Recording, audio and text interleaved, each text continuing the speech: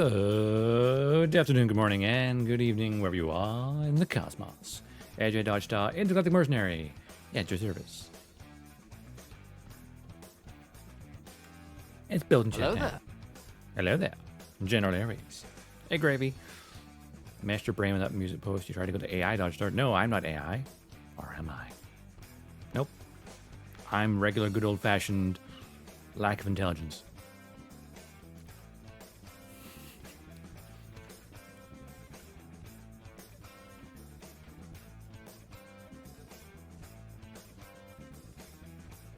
No, AI. Or yeah, LLI, lack of intelligence. Lack of intelligence. That's just the internet. It's like, what do you mean this thing's not real? Should I move the... Normally I have the Gumpla image in this corner. Yeah. Just because this is a taller box. Because it's a figure-rise. It's like portrait rather than landscape. Figure-rise kit. I've built 2 figure-rise kits previously. Soletta and Mirini from Mercury. So this is my 3rd figure-rise that I'm building. And the first kit from Synduality Noir. The anime series set in the same universe as the upcoming Synduality Echo Ada.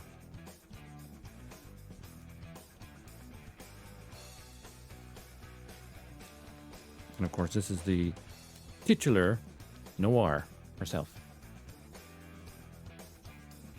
I've only watched about a third of the first season so far, and it's already great vibes.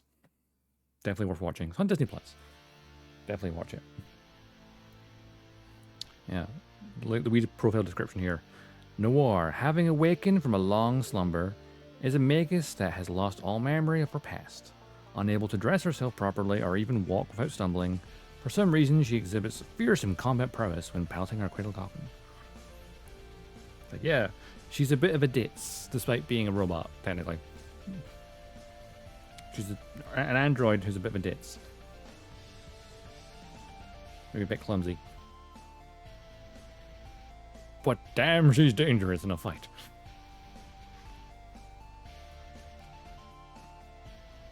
I also like how, in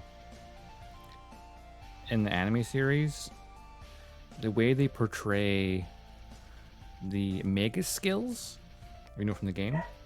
So only Type 0 Magus can use Magus skills. So the ones that were built in the Amasia region, where the game is set. Also, so that means Noir is one of only a handful in the different region where the anime takes place. Okay, maybe find the first page. Lost memory with combat powers is ultra done. Not to mention it's bad, but goddamn, there's enemies extra power people all over the place. Like, you walk into the shop and you trip into the... Like, I don't remember anything, but I am godly when it comes to combat. Yeah, maybe a little overdone. Oh, wait, where's the... That's 0.1. Where's point? It's when it folds all the way out. Okay. Where am I starting?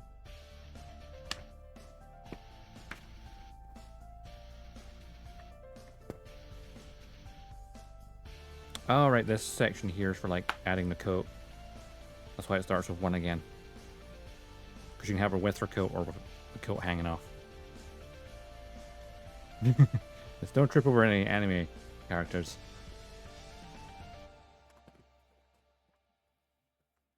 The show really reminds me a lot of like Gurren Lagann a little bit because of the comedy aspect of it, but also kind of Zoids a little bit. It does certainly remind me a little bit of Zoids. I guess because of like post-apocalyptic, but not. As in, like, it's post-apocalyptic, but the world kind of rebuilt itself a bit. And its appearance. And I guess because they have, like, carriers to carry the mechs around. So it reminds me of, like, transport and Zoids a bit. Yeah, the region where the anime set doesn't have... They don't live underground. They live above ground.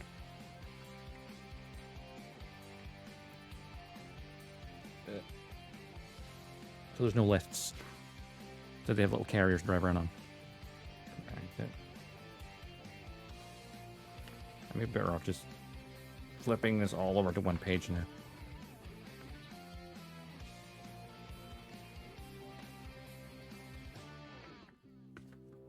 There's that. That sits better that way. Trying to fold everything at once does not work very well. Wait, so that's at 0.2. Where's 0.1 then?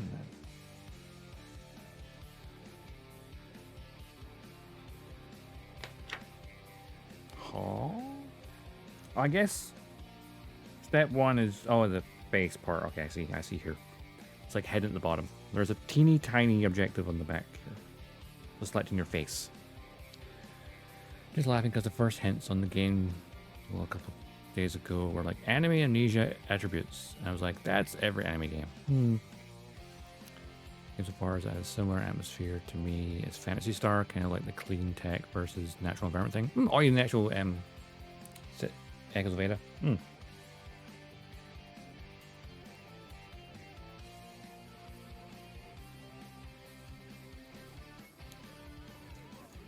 Yeah. The actual anime series, though, because you get to see a lot more of the little settlements around the place. Because also it's character driven.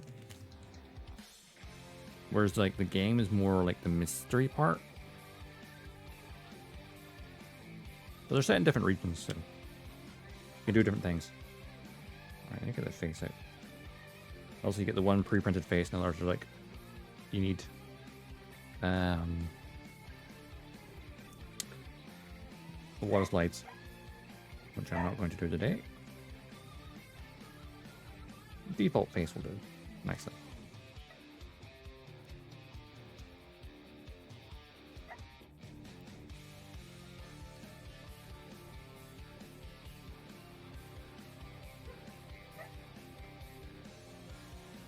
So I do like the vibe of the show. It's very fun. I like how the last episode I watched was episode 8. And it is the titular, oh yeah, it's practically the anime equivalent to the beach episode. Because they go to a water resort type nest. So there's a settlement that has a water resort. As you do.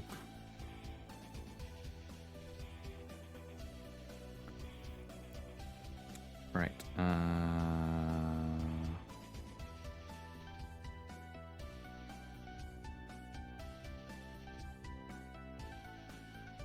This is number 2 face. Okay. So I need this little part, number D runner. Okay. Need a new series like with biomechs. Perhaps. I quite like the cradle coffins for Synduality because they're small and feel like they don't feel like weapons of war at all. They just feel like utilitarian. Right, what part am I looking for? D runner. F runner. That's the B runner. Which one's that? That's the E2. No, I need E1. The other flag, don't. Okay. Flashstone. Wait, is this a correct? Yeah, D1.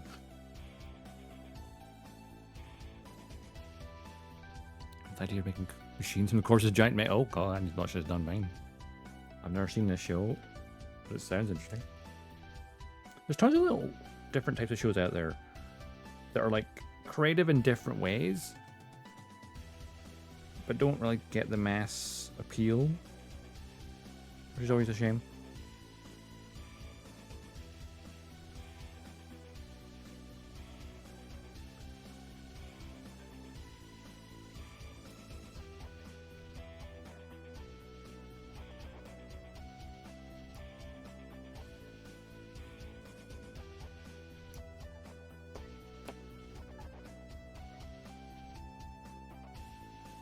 I need to get this little tiny mouthpiece in. There is stickers for this. And I might as well use them. For now. Alright. Sticker number 3.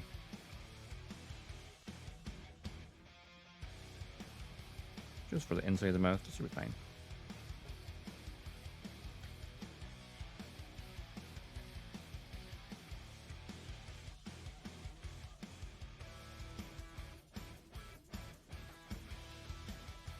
Right, orientation of this. Make sure I get it correct. This is very, very tiny. And that's difficult to hold.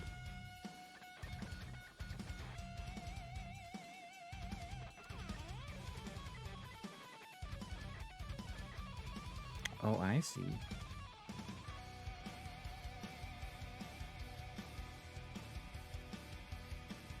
There's like a teeny tiny bit of detail on this part. To try and line this up as best I can.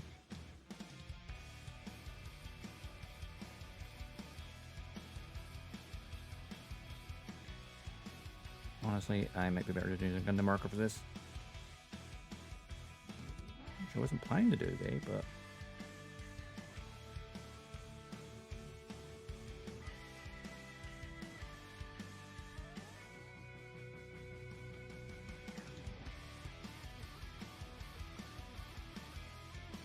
Nah, water slides. So face number 2 is the one that's pre-printed. The other ones are blank, but got all the water slides for the other eyes, as you typically get with these kits.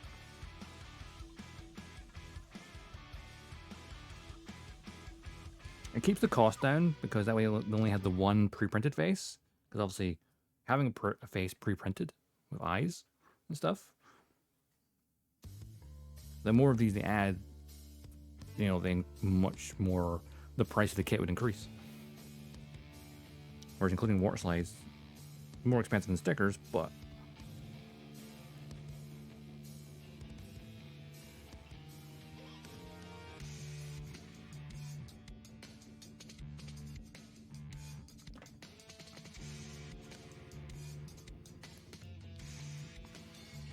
where are we looking at?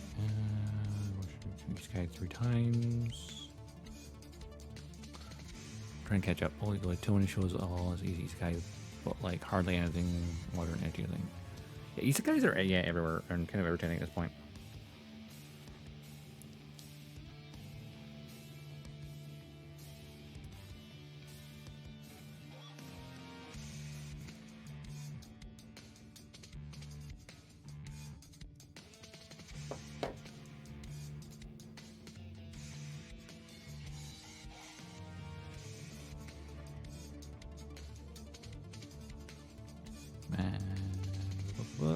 Lands where magic exists and tech is otherwise like sword and bow level.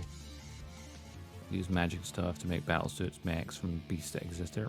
So like Monster Hunter, but they turn it into mechs instead of armor. That could make a very good game. Monster Hunter, but mecha.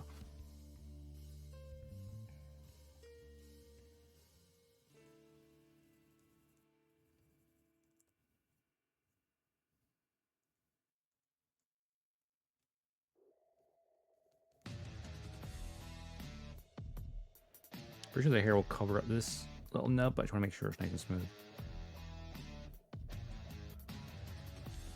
Being very gentle.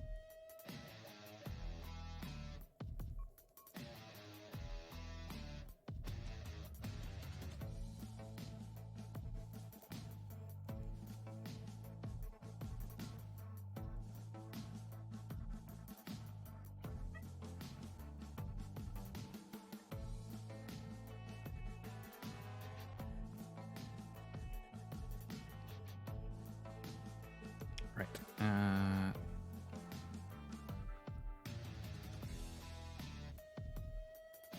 Right.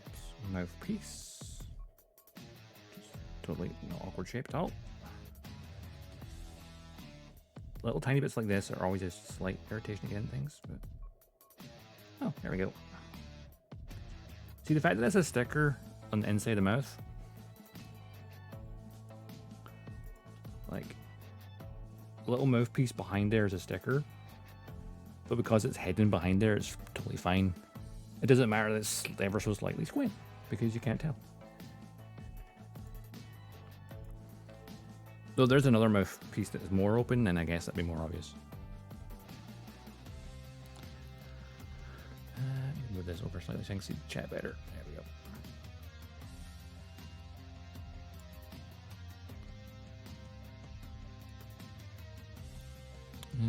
Reverse Isekai, some of the people in the series and shit gets real because, you know, the magic monsters suits the normal world. So it turns out that there are things that are immensely powerful in the world are very vulnerable to, like, planes. Isn't there, like, what's the enemy? Gate? Where, like, I guess a gate opens to another world and then all stuff comes in the real world. So you have the JSDF fighting off monsters and shit.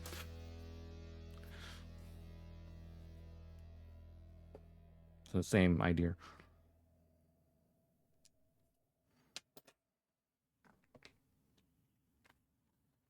Now on to the next part.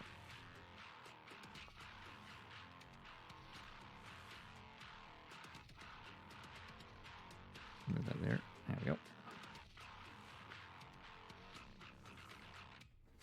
Yeah, there's a watch gate. I've just been told about it.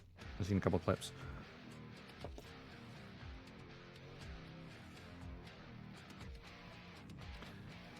Dragons can't survive missiles? Who knew? Oh, that reminds me of, like, Buffy the Vampire Slayer. There's that clip that shows up every so often. Where it's like, no weapon forged can, you know, harm me. And it's like, that was then. This is now. It shoots him with a rocket launcher. And it's like, yeah, that's that. Makes perfect sense. Just because a weapon forged in medieval times couldn't kill you doesn't mean a modern rocket launcher can't kill you. Which is such a good idea.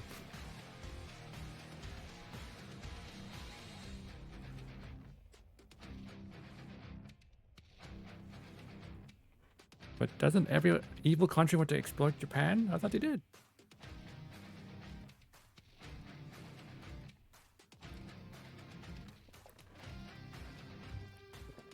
I mean, every nation wants to make themselves look the best in their media. The British Empire, we brought civilization to the world. Ignore that other stuff.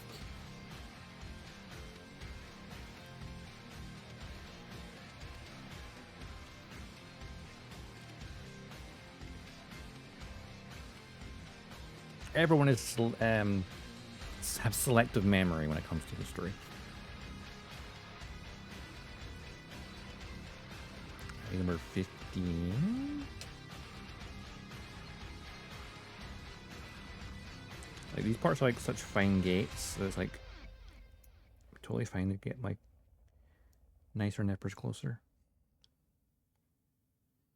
Careful not to damage the ears.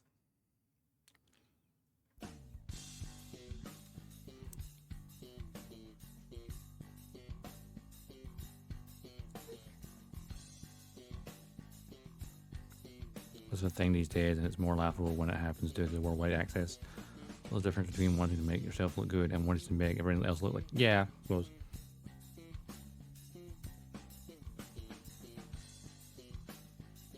I feel it depends on where you are in the world.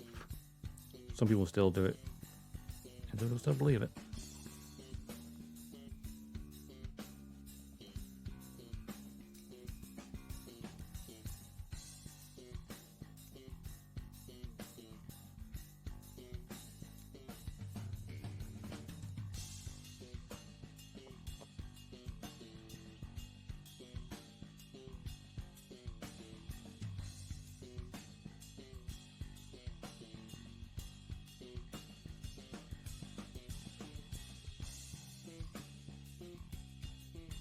I like he's got all that mechanical bit above for attaching the hair.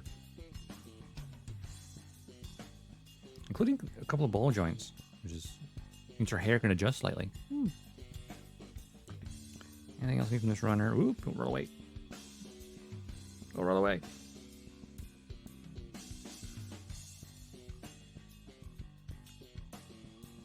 Oh, the leather guards? They just come with it, just to protect them. all these nippers, like the good ones, come with, you know, little leather guards. Because basically, there's two things. It protects them from, you know, dropping it. Would soften the blow. As well as, of course, hey, rummage around my toolbox. Ah! Jab.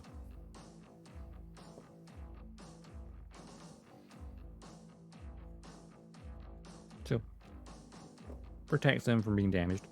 And protects you from damaging yourself on them, potentially. Alright, I just need A2. Which is, of course, all the hair stuff now. So the lovely kind of pale, very pale blue.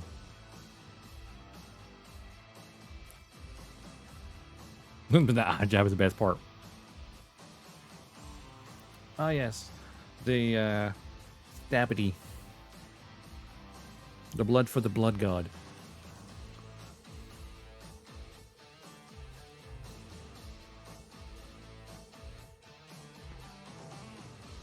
I mean, one time,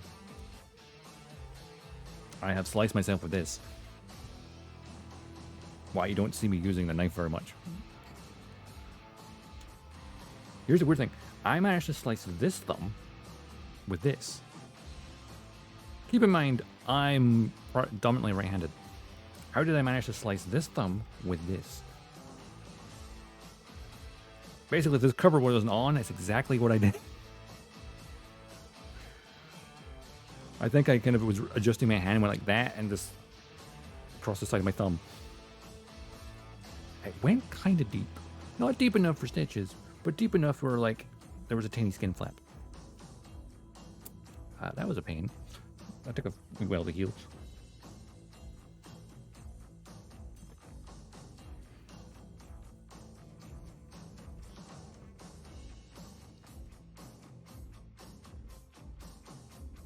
Ouch.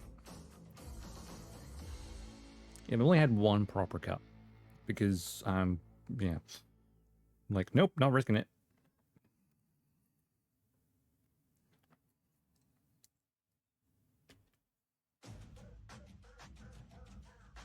So number 13 for this.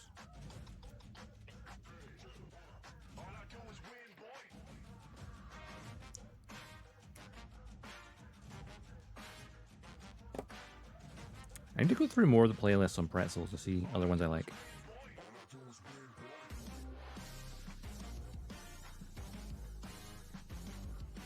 I mean, the temptation to just play music that's from, you know, relevant series to model kit is there, but it's like, ah, yes, that would be copyright infringement.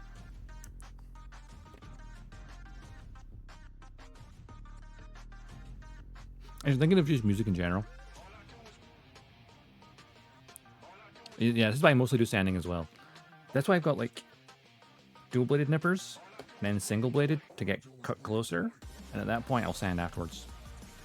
Rarely I'll use the blade. Depends on how stubborn things are.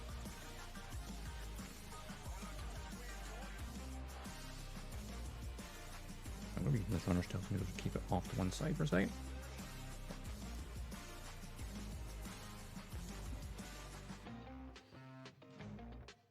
Oh, I had a train of thought there a second and I just lost it. Oh, yeah. So, funny thing I noticed with the anime series for Synduality is how much of the music that's in the garage of the game on the radio station is in the anime series.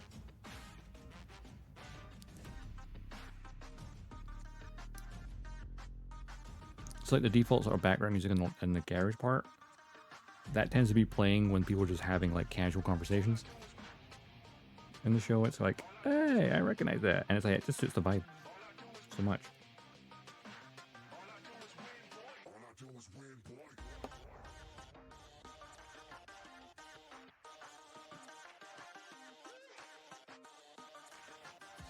No, I think it's just the same, you know, music and stuff. Because whenever they're like at the bar, the more upbeat music and things. So like, I guess it's like the radio stations that are in. They're all playing the same music, I guess.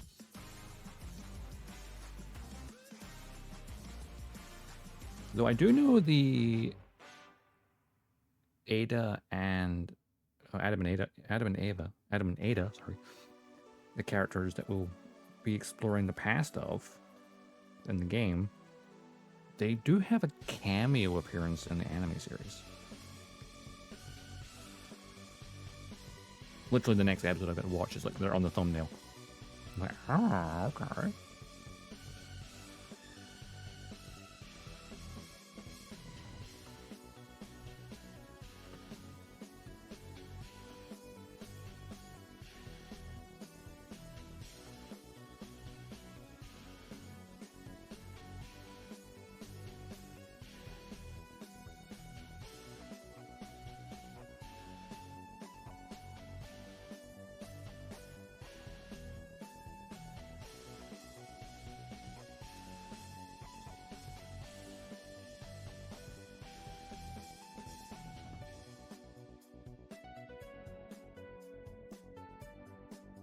The thing about it can be kind of funny though when like a show is inside another show in the same universe. Like how, you know, Gundam build fighters and build divers. All the Gundam shows that came before it, all the other, everything that's Gundam except for the build series exists as a show inside the build series. But then Gundam Breaker, the build series also exists as a show.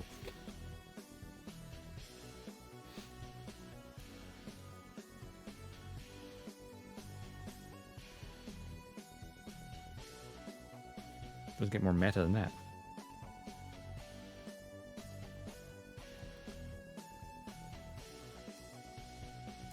Then outside of Gundam Breaker, there's us, just building model kits. Where even that's a video game.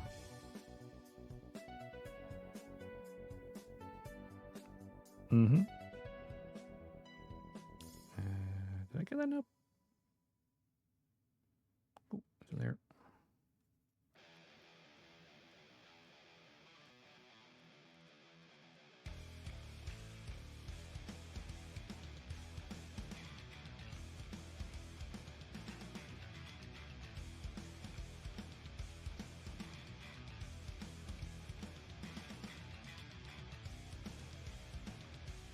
Ah. So, it just reminded me when I built Soleta. Spiky hair.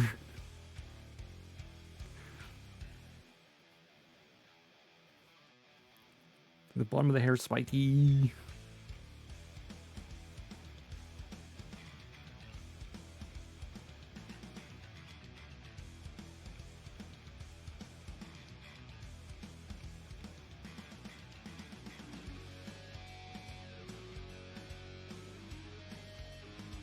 Oh, I need the other piece to attach to it first. Okay, makes sense.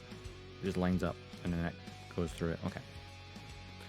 Like the movie version of OG Macross explained away as an actual movie of the real-life events inside the sequel to smooth out all the retcons and whatnot.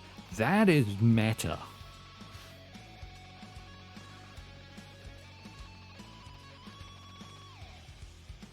I wonder if the Mobile Suit Gundam movies are actually,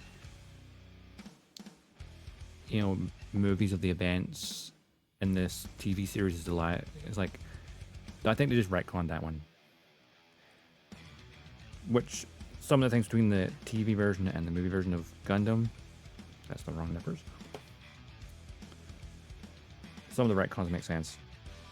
Like, why would you take the gun tank into space to fight? Give him a second gun cannon.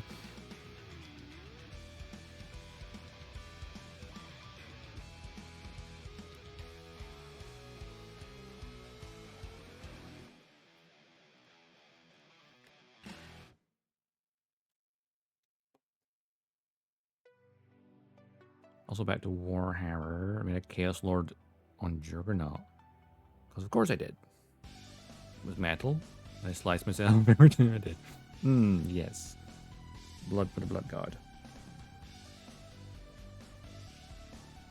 Yes. I've heard Warhammer builders proclaim blood for the Blood God and none oil for the Skull Throne. Because people apparently spill that all the time.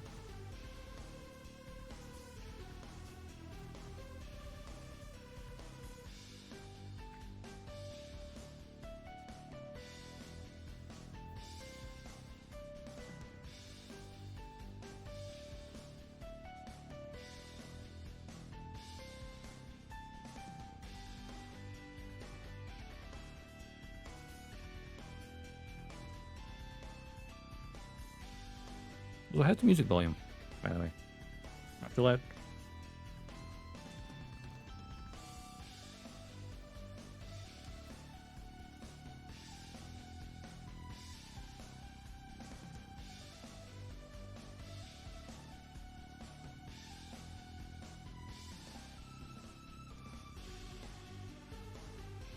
Hey, okay, goody good.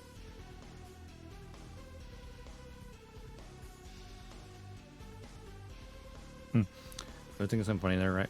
So earlier this morning, I was like noticing on Twitter, like the Bandai Namco Europe page had obviously posted the whole 10 days to release of Echoes of Ada. I'm like, it's 9 days actually, because both the JP account and the US account had posted that same thing yesterday. So whoever running the European account is like, you're 12 hours too late. It's now the morning of the next day.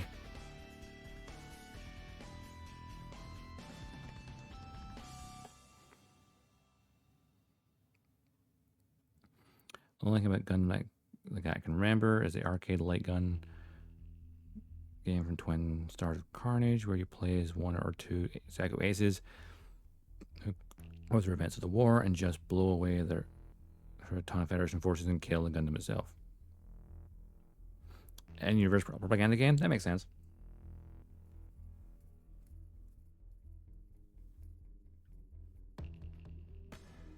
You know what would be really hilarious?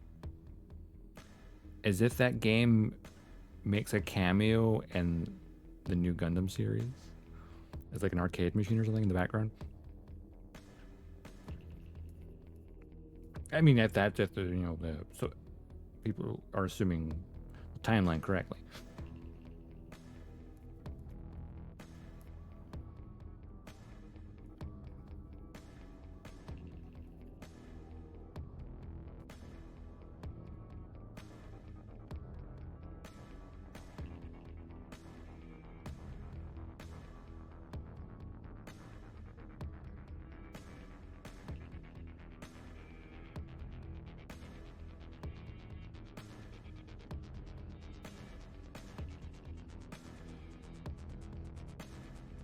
Perhaps, yeah. I mean, leaked information I did mention in the Discord, but I put a spoiler tag over it so you wouldn't see it if you didn't want to. But interesting. I guess time will tell because it's going to be in Japanese theaters on Friday. The first 4 or 5 episodes. I think it's the first 4 episodes because apparently it's 80 minutes long. So it's like the first 4 minutes, or 4 episodes. It did together. And then I assume probably the spring anime season will be when we get the actual show broadcast. At which point, hopefully, it then broadcasts on Crunchyroll for us, like it did with G-Witch.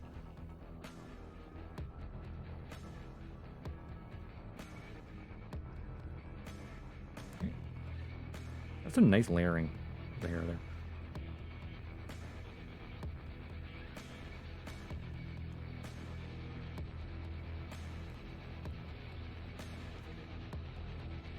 Right, now I need number 16, 18.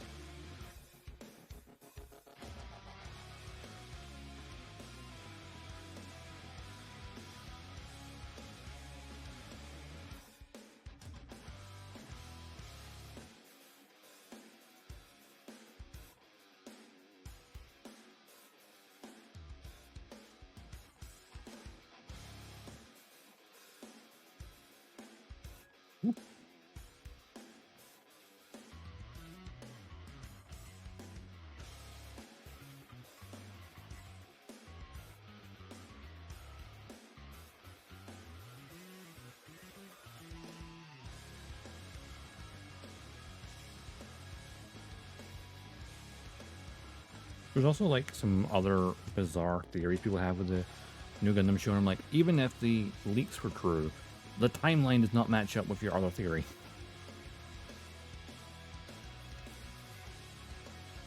So those ones are like, nah, that's just being nonsense. Some of the concepts interesting. I look forward to see what it actually is.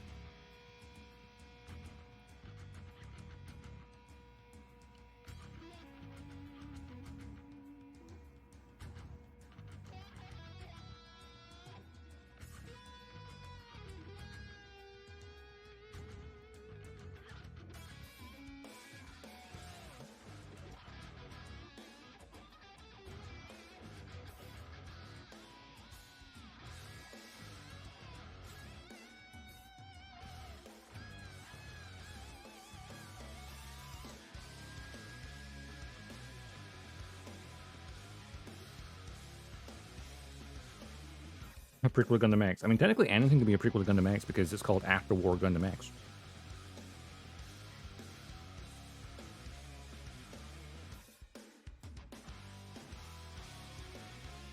Or, you know, it's a prequel to Iron Blooded Orphans. It's going to be a Calamity War. Yeah.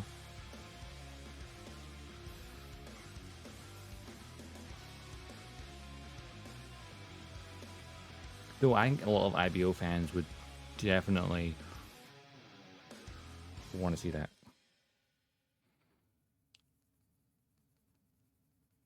True.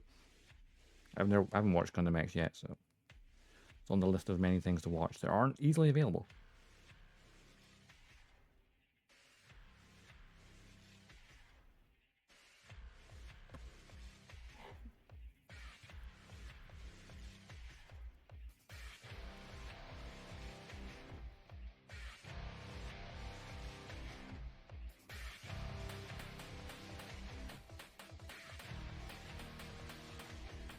Wing's going to be a prequel to X?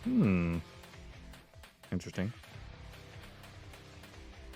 But the Wing Gundam itself actually appeared in G Gundam before Wing Gundam was even a thing. The design itself was one of the random Gundams that got blasted by the Devil Gundam. Like a more simplified version of it.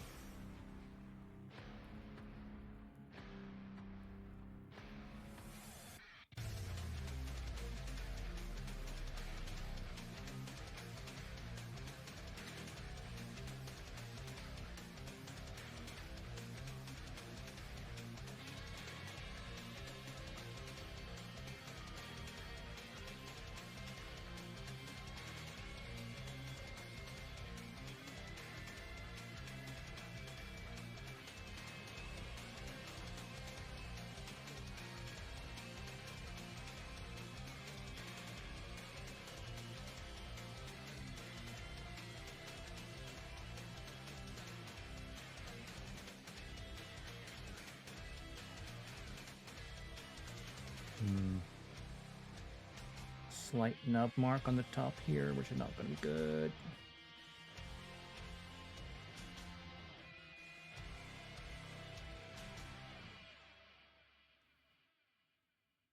On the plus side, okay, I got rid of it with my nail. We're good. The thing with it is, it's always been a sort of UC, but a little to the left, and then we won the war. Everyone pretty much resorted to WMDs. I mean, it's the same kind of like turn A is straight up post UC, as is G Reco. So I think G Reco is even post turn A. It's kind of confusing, that one actually.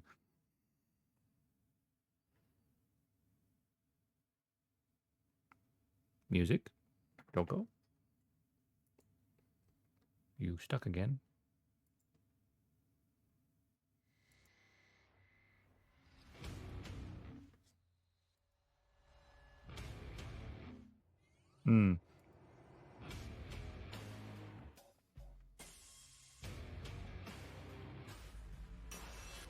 I mean, doesn't a Zaku straight up appear in turn A? As does the capsule. Well, the capsule.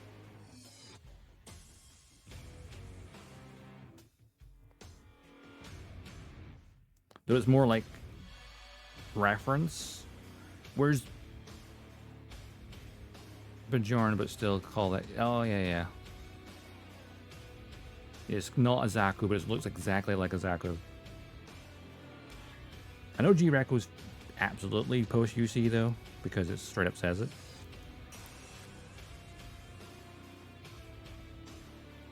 But turn A, I guess, is convoluted, I guess. Yeah, I mean, they could obviously rename it. The name of the machine could be lost. It's been centuries. I don't know how.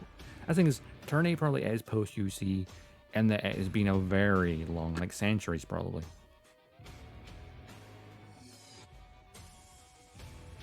Same way that Iron-Blooded Orphans very loosely could be considered post UC as well, because of the Calamity War, and of course it being centuries later.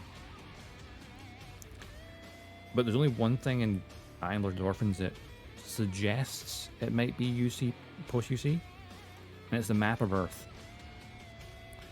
The map of Earth in Iron-Blooded Orphans has the same crater in Australia.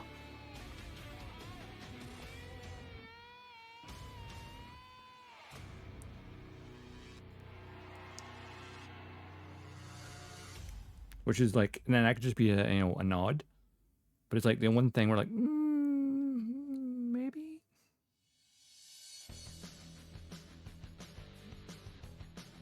But again, yeah, still borked and post disaster, yeah. Yeah, Calamity Wars against the mobile armors. But there's so many things where like it could be like super loosely, but at the same time it's still its own thing. I think a lot of people would like to see the actual Calamity War, though. I think that'd be really cool.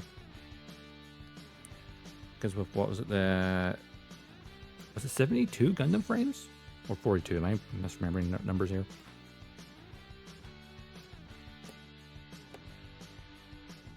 At which the Urdu Hunt mobile game, 72, at least introduced some more of them. Speaking of the Urdu Hunt, obviously the mobile game got canned. But the animation, I think, is coming this year at some point.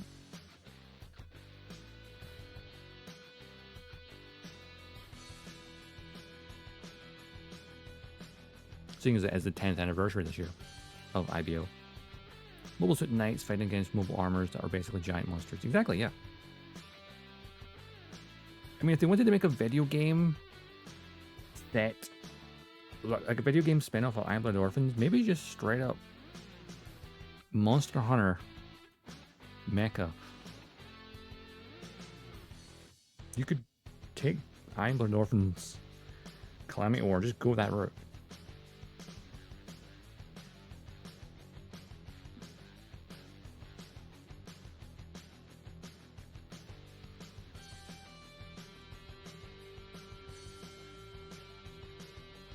That would have been an amazing game. And it would, if there's one Gundam timeline that lends itself well to video games, I think it would be the IBO Calamity War.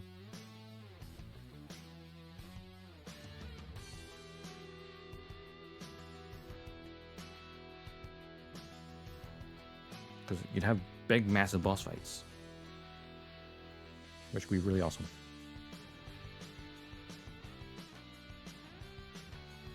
And UC units in Turn A have capabilities the units they're supposed to be did not have. Ah, okay.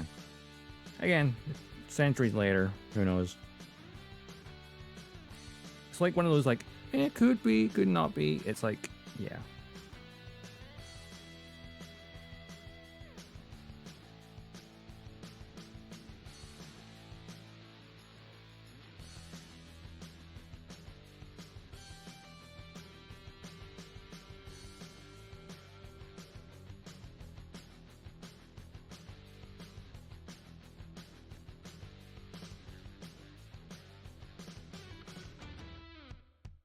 Oh yeah, absolutely retrofitted.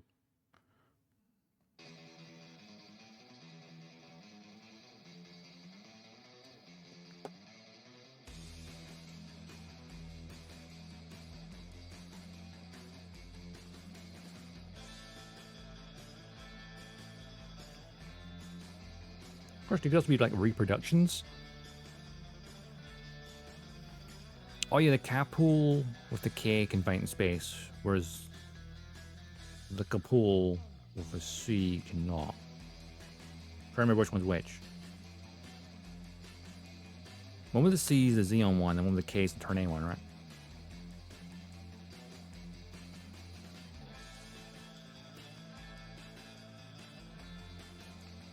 Oh yeah, I forget that Mars Xeon is a thing. Like late UC.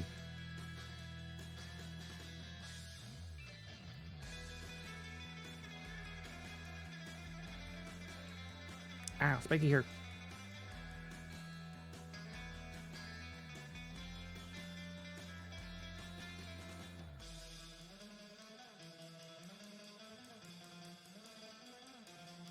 Yeah. Also in Turn A, when you think about it, a lot of like factions are using cobbled together old stuff.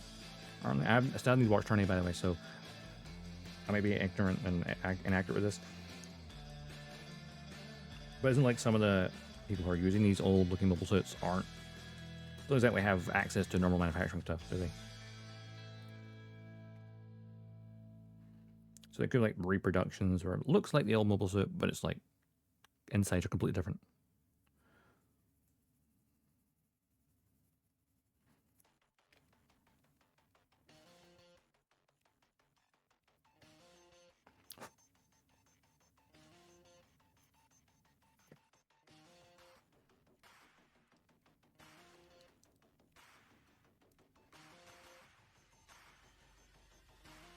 She's bald. Her hair is like tied back thing.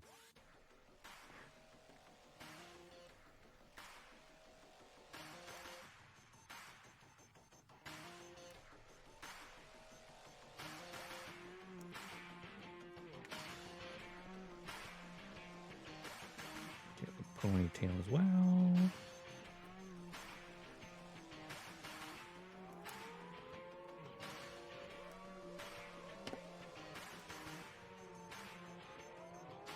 So the hair part's done already.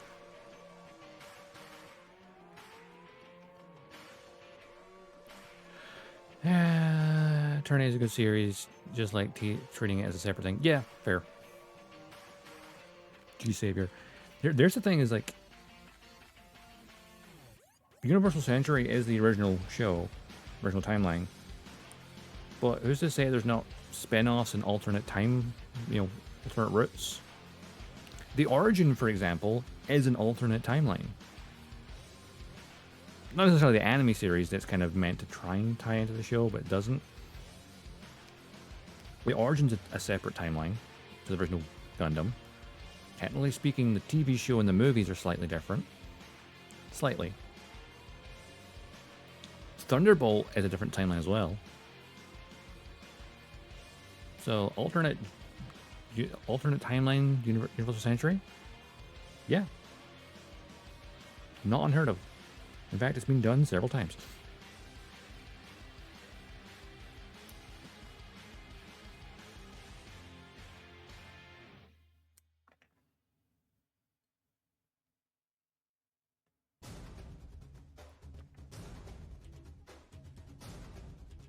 I like what if scenarios, like what if Xeon won the war? Wouldn't that be interesting to see? If they ever do that.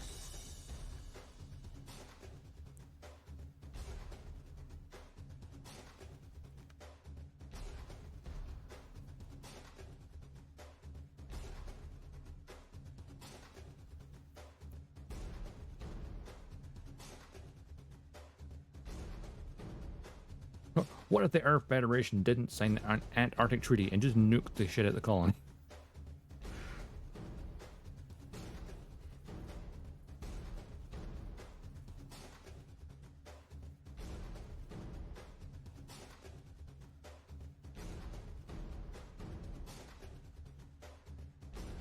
Oh yeah, I think a consistent timeline's also good as well. I feel like it's like makes some things more difficult because like how Unicorn and then Hathaway both being post Shard's counterattack. but being it's like technically Unicorn is a couple years after Char's counterattack, but then again, maybe 10 years later, it's Hathaway. And I was like, oh well, all these other events that take place after Unicorn means we have to kind of make sure Unicorn does not have a happy ending. Technically.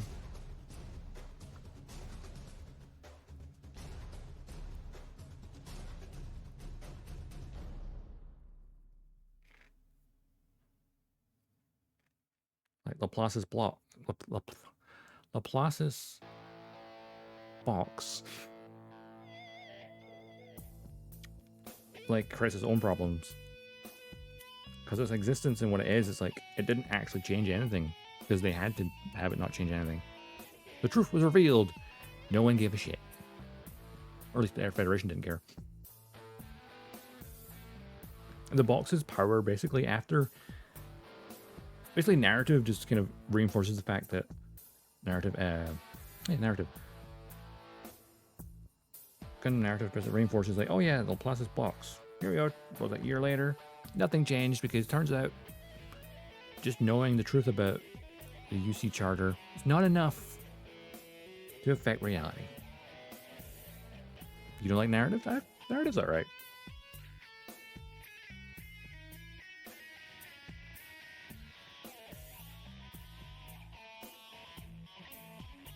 I wish the characters like Jonah Basta. I wish they had a more interesting name. Because Jonah Basta is far too close to Judo Ashta.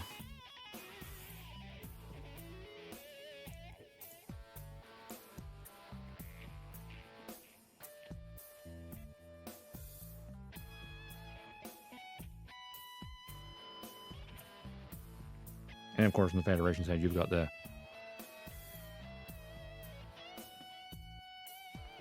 good thing. He's actually a pretty good character. Just his name's like, oh, why does it have to be so close to Judo? Of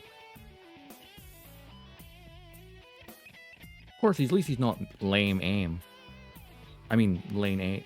Yeah, wait. What's his name? Lane aim, who relies on missiles. Yeah, lame aim.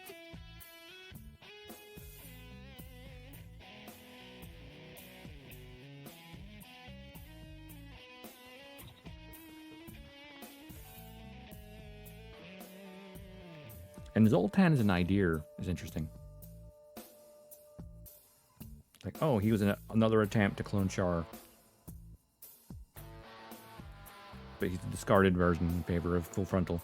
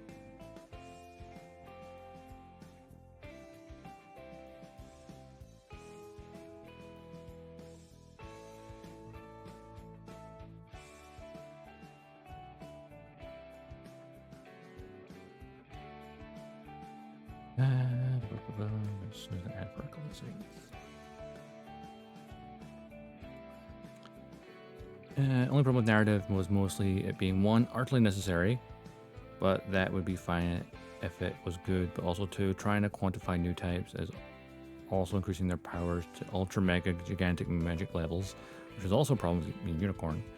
To take the access shock as a once in a lifetime event, given how many people participated, but then you give me a goddamn mobile suit piloted by a ghost that can be moved in excess of the light speed. Yeah, I mean the light speed part. I like the narrative. Sorry, the Phoenix having a new type spirit kind of merge with the cycle frame. That's cool. That's insane. But then the light speed movement thing, like what? Or the fact that the unicorn, like at the end of Unicorn, like that was really cool. It was a bit over the top. But then the explanation of, oh yeah, all those Air Federation units are on the way to, you know, intercept them after the failed attempt of the colony laser. Oh yeah, he just dismantled all the reactors by reverting the time on them. I was like, what? Unicorn's definitely out there in the...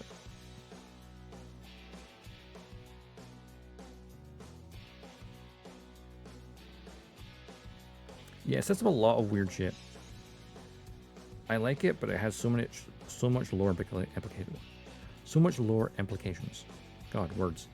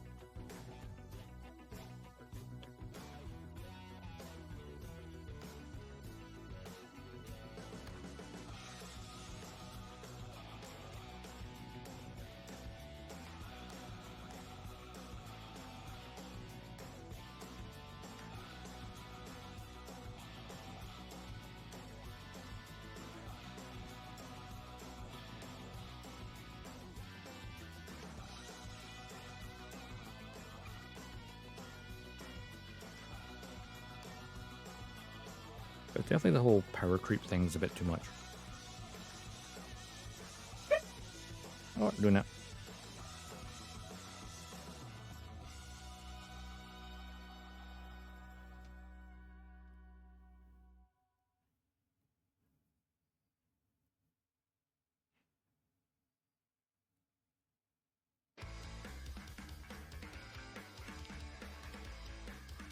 Yeah, I feel like Unicorn is like narrative, or like there's quite a large jump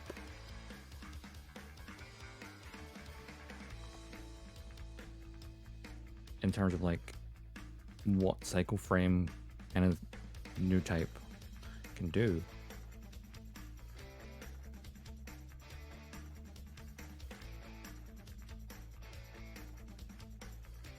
That being said, still enjoy it. Lore be damned.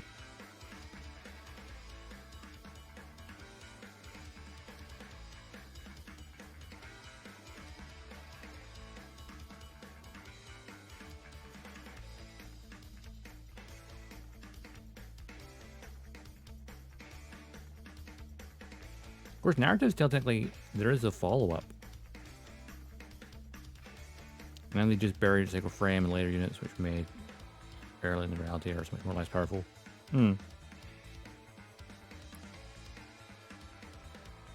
Well, hang from like the light novel and that stuff like that in the manga, there is meant to be a continuation from narrative. Also, there's that little bit of tease at the end of like the unicorn. Obviously, it's just in storage. And I've seen there's like a there's a manga panel, and it has the Phoenix chopping off the head of the Banshee. Like, grabs it by the horn and chops his head off. I was like, okay. I guess there's supposed to be a follow-up to narrative still. I remember hearing it was the first part of a trilogy.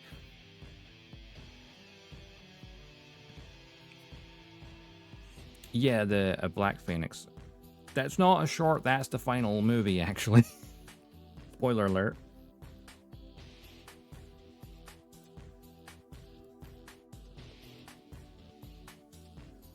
haven't actually watched that film yet. I've just seen that clip. Was it Gold Winter Short? I don't know. There's a black phoenix in the actual film, I believe. Which, obviously... Because apparently that last G-Reco movie, not only does it have a phoenix with cycle frame, but also has another mobile suit using the Moonlight Butterfly.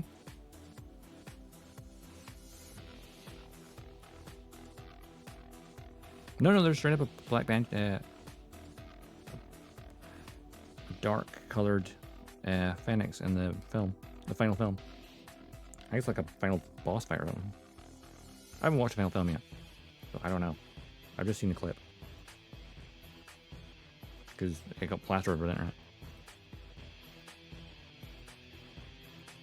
No, the series. Apparently, the movies are better than the series. They've changed a lot of things to make things better.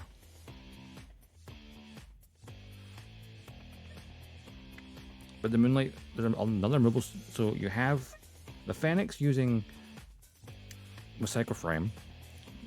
You have another mobile suit using the Moonlight Butterfly, and then you have the G-Reco itself, the G-Self, using the proton torpedoes. And like you've got 3 weapons of mass destruction in that final part.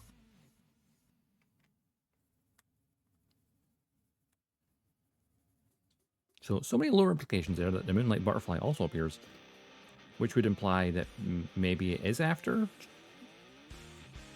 turn A.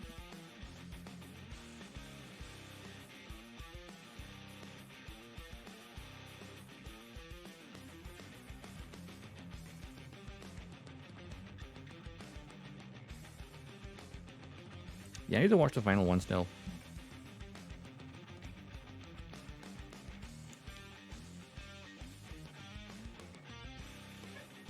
I know there's like a festival at some point in America that they had it available for streaming, but was region locked to America. Well, even Canada can access it, which is kind of surprising.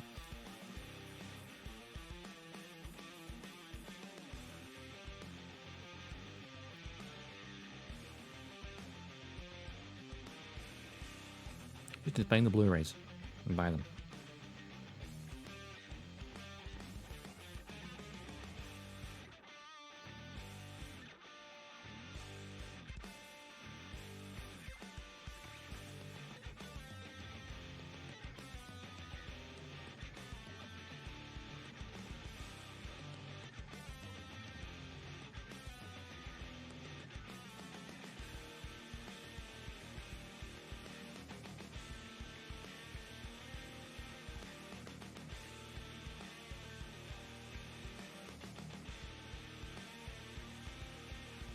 Mm-hmm.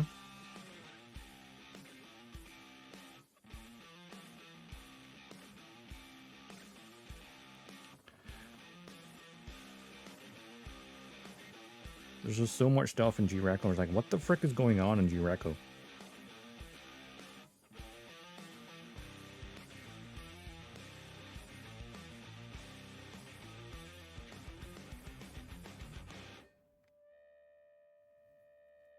So maybe that's why G-Reco probably takes place before Turn A.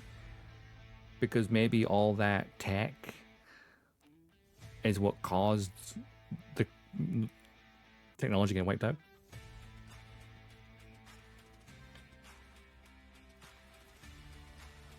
I know it was also the Moonlight Butterfly, but come on. I put Ging Ganging up in the new series showing Solomon, I have returned while standing on a Calamity War Gundam. Yeah, why not? I mean, that's just any of the crossover games. Just, oh, please, no, I don't want to see Ging Ganging them in the gym shorts, the friggin' bike shorts.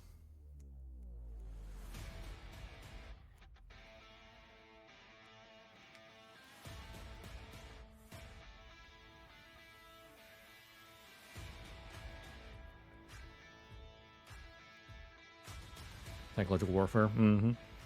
Yeah, there you go. Right. Worst dressed Gundam protagonist. Go, Hiro Yui. End of discussion.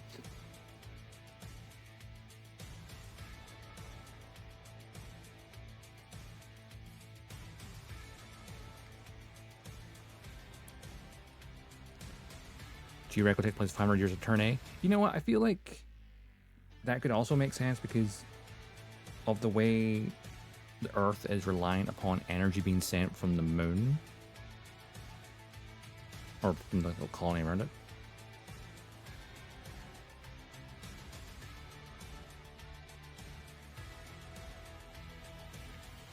Because it seems like they're kind of rebuilt slowly.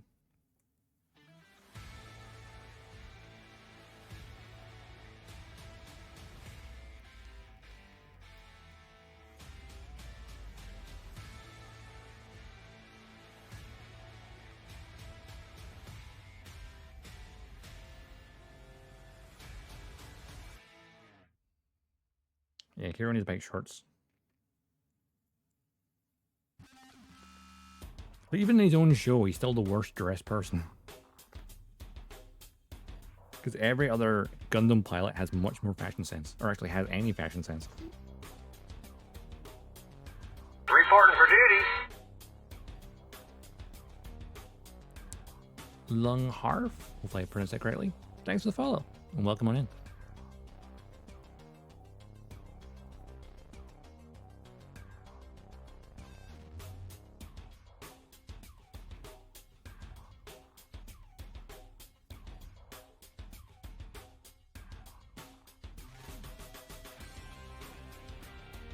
Noir, yeah. Started watching the anime, so I thought I'd get Building Noir. And with the Echo of Ada game coming up very soon, I was like, you know what? Let's combine my two interests at the moment.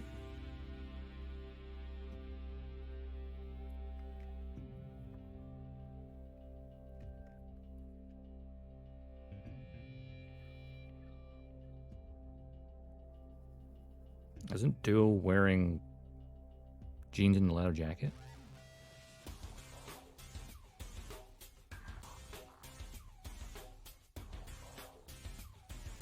I don't remember. It's been a while since I watched Wang.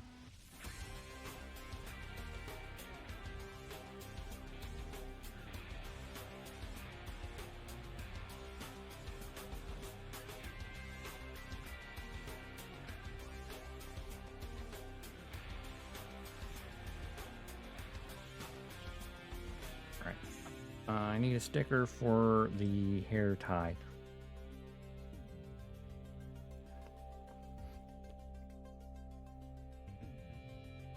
Which is number 13 here.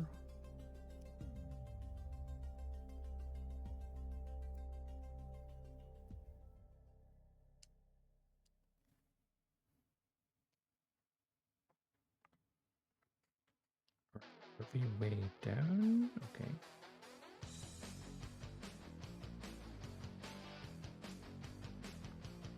Flashback to Soletta with her hair tie as well.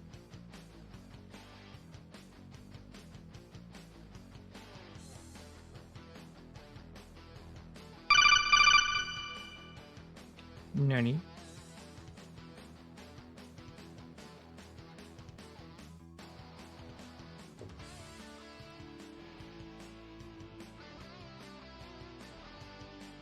Oops.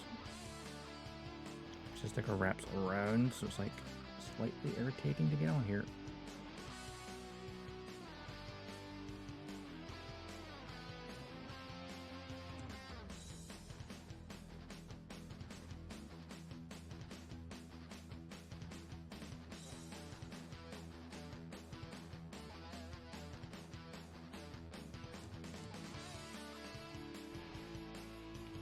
Age 1 normal plus expansion parts and Age 2 Magnum. Ooh, nice. Age 2 Magnum especially looks very pretty.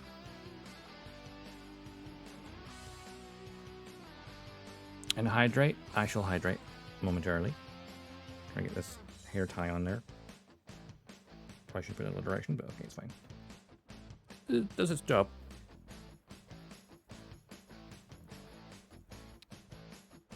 Okay, yeah, Wu-Fei. I mean, Wu-Fei's existence is worse than anything.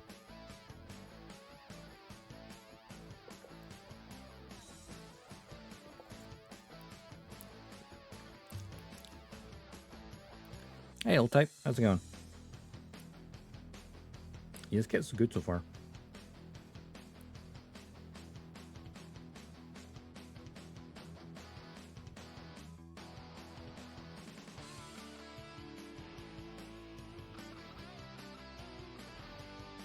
Oh, the other thing I remember is like her hair actually goes that way, not outwards. So I did put that the right way. It's good. Be careful with this ball joint. There we go.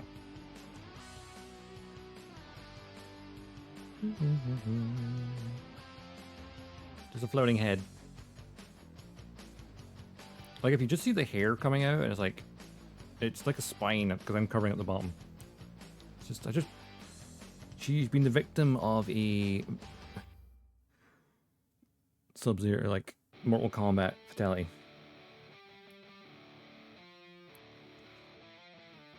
So Sub-Zero with a spine rip.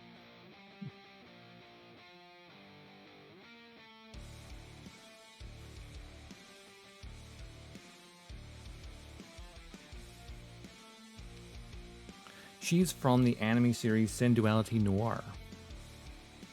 She's an android.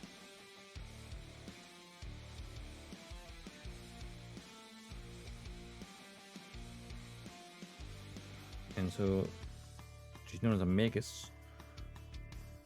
Friends of Humanity. So a Magus is like a personal assistant to help people. At the same time, she can also hop in the back of a little mech called a cradle coffin. She helps in the back, called the coffin. And basically she's a co-pilot that way. With the main protagonist being in the front.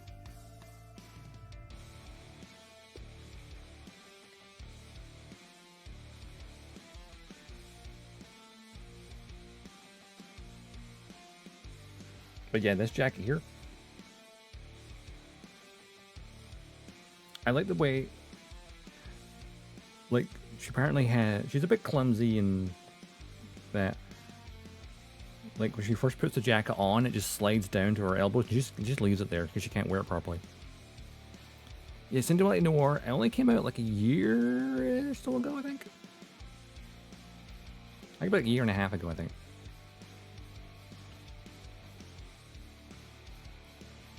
I only just started watching it. I'm like 8 episodes in, which is like 1/3 of the way through the first season. Apparently season 2 is on the way. Apparently. But there's also like a game set in the same universe called Synduality Echoes of Ada, which is set in a different part of the world, but same universe. Where that comes out next week, or this Thursday if it's early access, which I did pay for, so I spent too much money, but why not?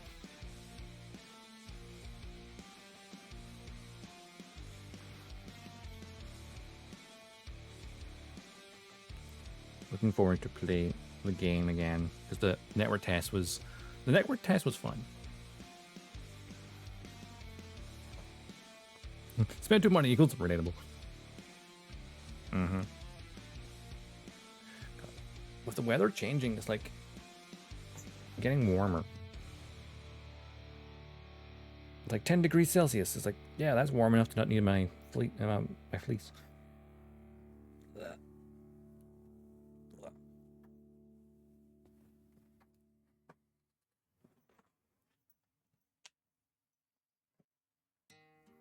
It's so different compared to like last week when it was -6. Like it's 15 degrees different. Temperature is wild, man. All right, I need D1 and then these parts. Okay, where's D1? The runner. There we go. So we get number 11 for the main body.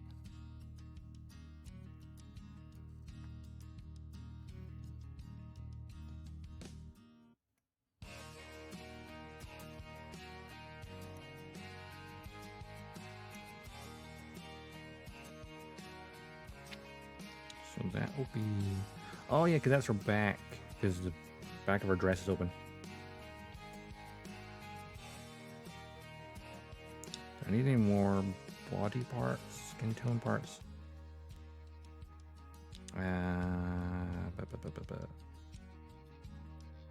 Oh, there's all our shoulders. Ugh.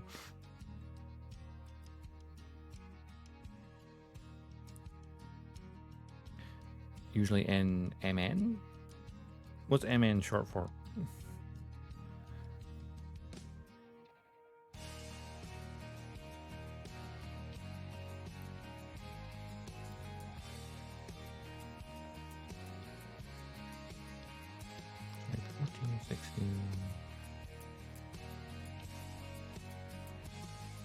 Oh, Minnesota. Okay, so I'm not sure familiar with like the acronyms for different U.S. states.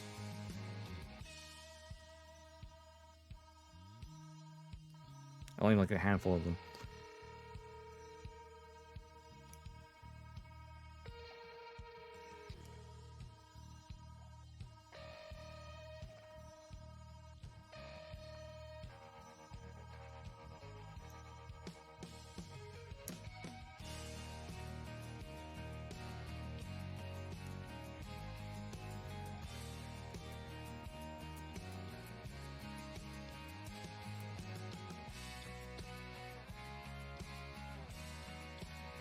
Whereas I'm here in Bonnie, Scotland. Ah, it's one of the northern ones. That makes sense. Border with Canada is probably pretty chilly. Ah, middle center. Okay.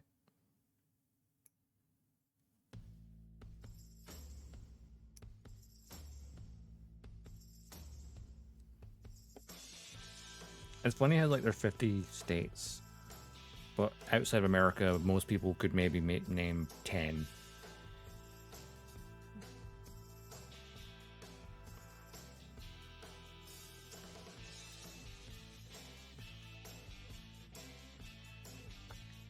Like, how many states can I name? I wonder. I mean, New York's obvious. New York, California, Nevada, New Mexico, Washington, Florida, North Carolina, South Carolina, Virginia, West Virginia, Minnesota, Iowa, Illinois. Just because of sharp cargo, that's one makes me think of that. Rhode Island, but that was tiny. Hawaii is a state. That is probably true as well.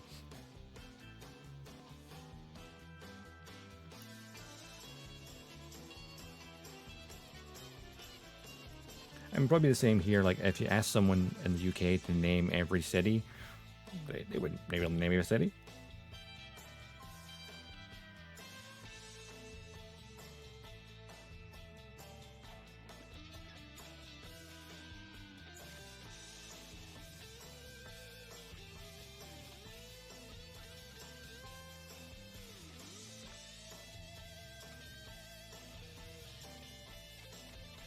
So I bet you there's even some people in the UK that probably couldn't name all the countries that make up the UK.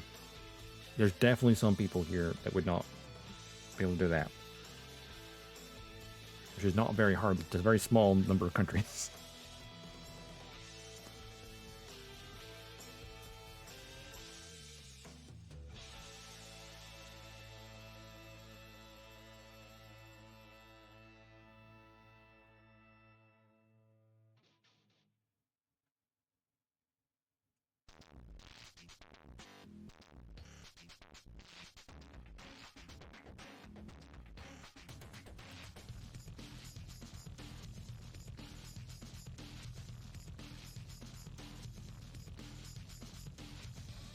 Yeah, I mean, I could only name a handful of American states that name their cities. No, I know of a couple like capitals that make no sense. Because isn't Kansas City not in Kansas?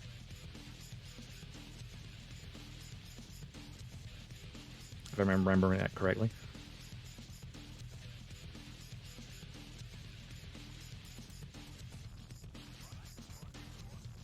Indeed, yeah. Synduality Echoes of Noir, Echoes of Ada. So it comes out on the 23rd.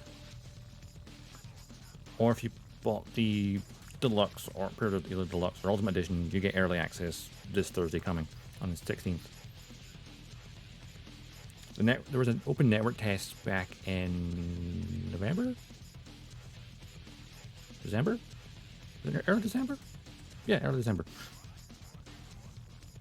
Played that. Fell in love with it. You can't say it's in Missouri.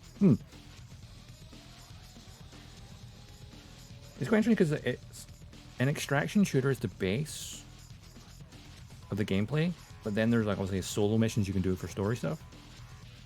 as you uncover the mystery of what caused the great city of Amasia to collapse in one night. By uncovering, I guess, the echoes of Ada, her memories.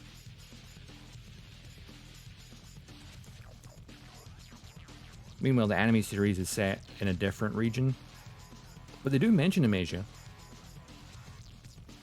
Because they mention that Zero-type Megases were manufactured in Amasia only. So there's a minor spoiler. Noir is a Type 0 Megas. What does that mean? I'm not going to tell you.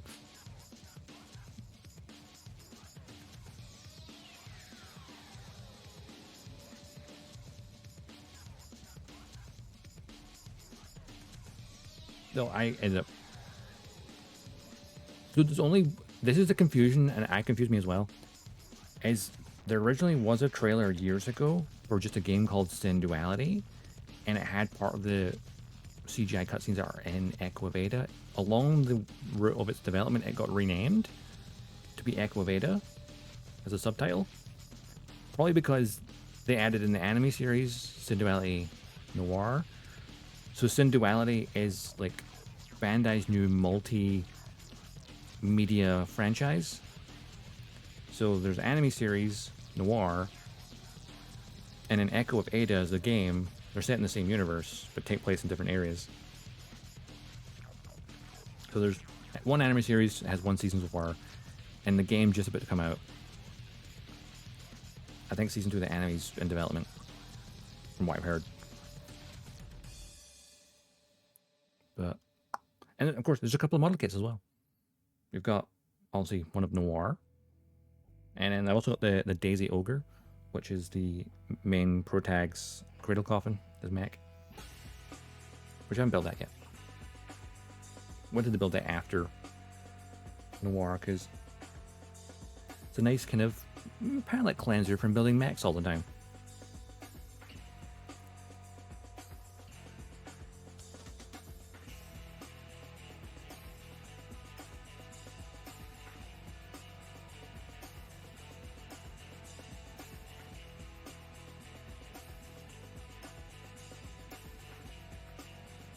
Yeah, I got confused about it as well because when I saw like the network test come out late last year, I was like, oh, I heard of this, and I thought that Synduality, the game, had come out ages ago and was just not released outside Japan. I guess it kind of went radio dark for a while.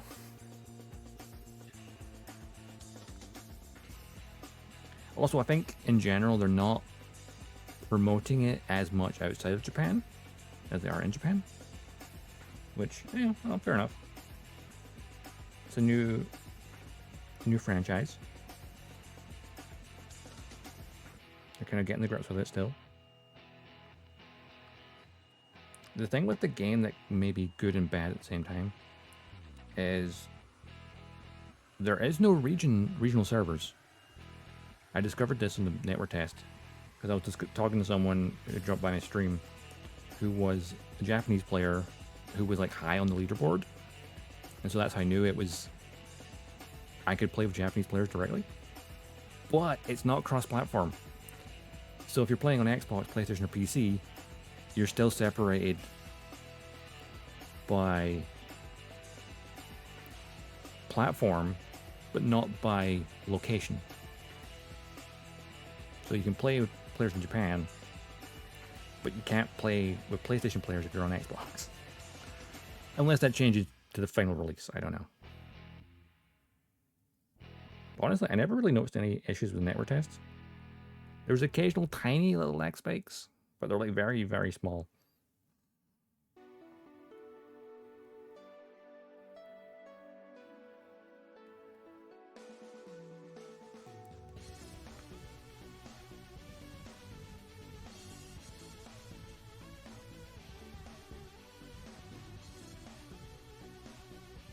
I don't know if they've actually got other servers around the world. Yeah, it's an online-only game. So the way I understand it, the network test didn't have any of the story. So the main gameplay loop is going out on you know, free roam missions to do objectives and collect resources. I think after you level up to a certain point, then you unlock the story missions, which are like separate ones, but you still have to be online.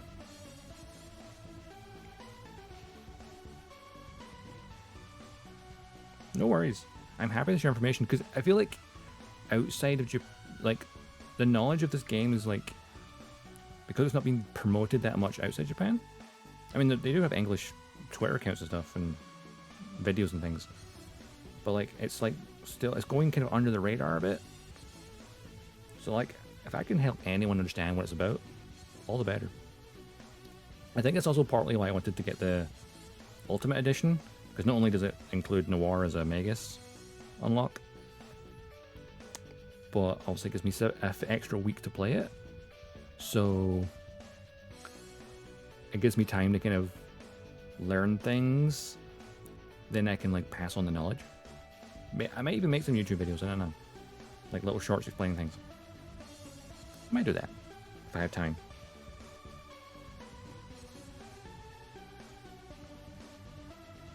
The early access on 3 days. On Thursday, which I have a stream planned to play it day one.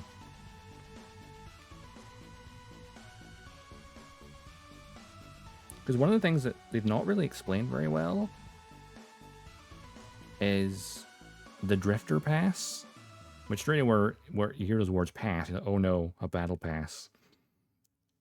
It seems like it has 3 tiers. Your standard tier, which everyone has, the deluxe tier, and then the ultimate tier, which includes Noir on it. Which is why I ended up just buying the ultimate version, because I want to learn more.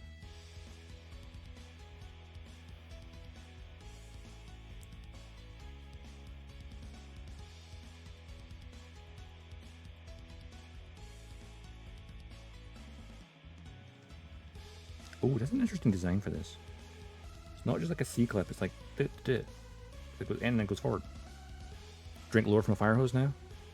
What I'm going to be like enjoying about the game is how we'll be able to like piece together lore, because there's like little treasures you can find, and I remember this from the network test.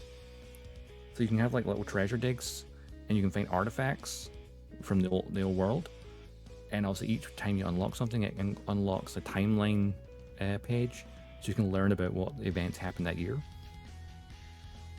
So it goes from like the tears of the new moon, when apparently toxic rain went across the entire Earth and wiped out 90% of humanity,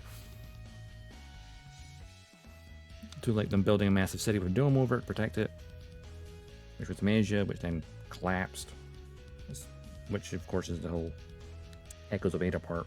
It's like, hey, what happened at night to cause a whole city to collapse?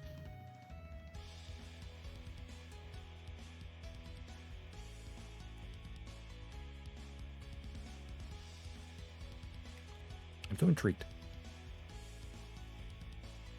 Because the gameplay looks very simple, but like, I think the lore is going to be the depth. This part keeps me coming back. I like having the solo missions to kind of figure out what happened to this great city of Amasia.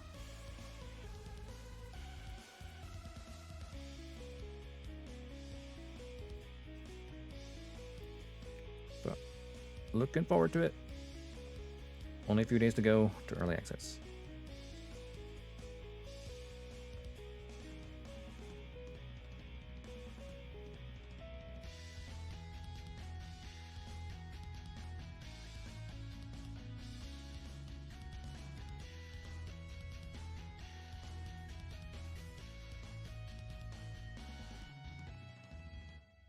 But yeah, besides the game, the anime series, worth watching.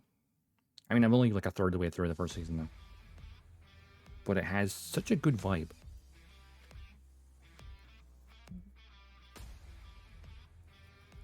It's good fun. Comical, but sometimes you want comical.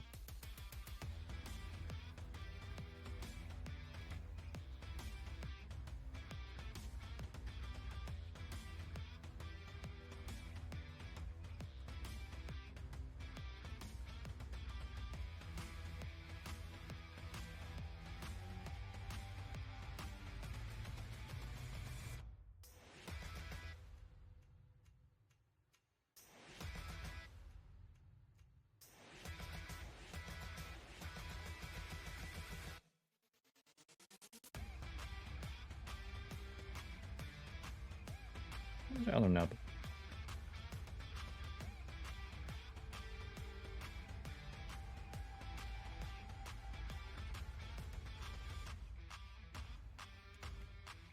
I should probably stand at my desk for a bit.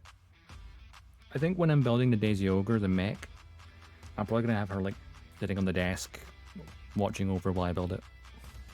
I think that'd be cute.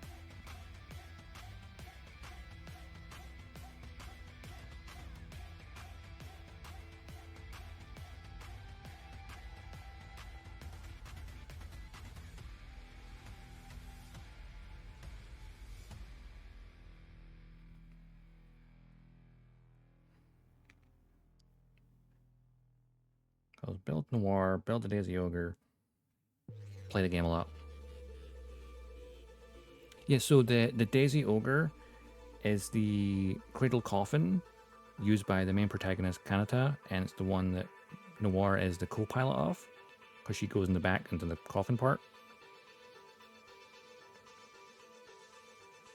And they're like the cradle coffins are the little mechs in the Synduality universe. And if you have pre-ordered the game, you get the Daisy Ogre as a pre-order bonus.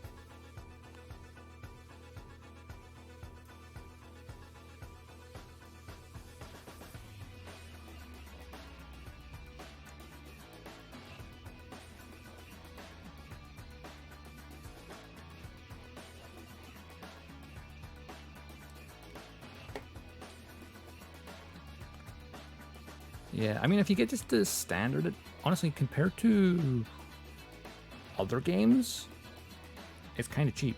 Though I went and bought the Ultimate Edition because I thought, you know what? We ball.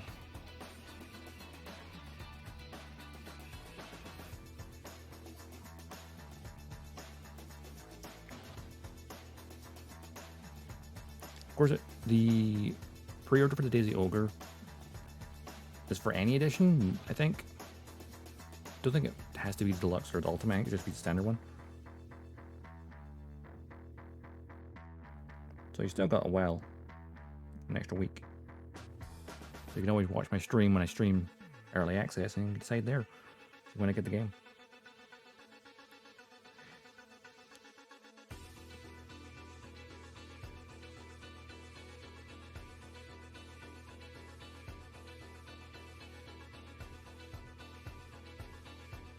Actually, wait, my archive should still be up for it, actually. For the network test.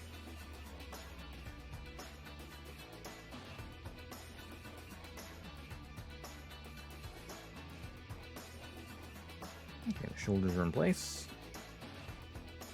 Now the upper body. Let's see. A1, number 6, and F2, number 6. Okay, which winners are which here? This one, and this one.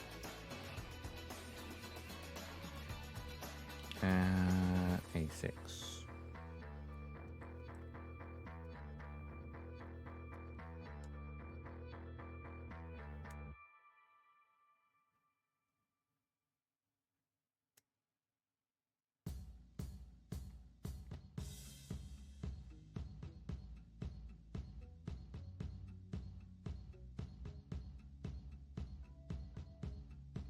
F2, number 6.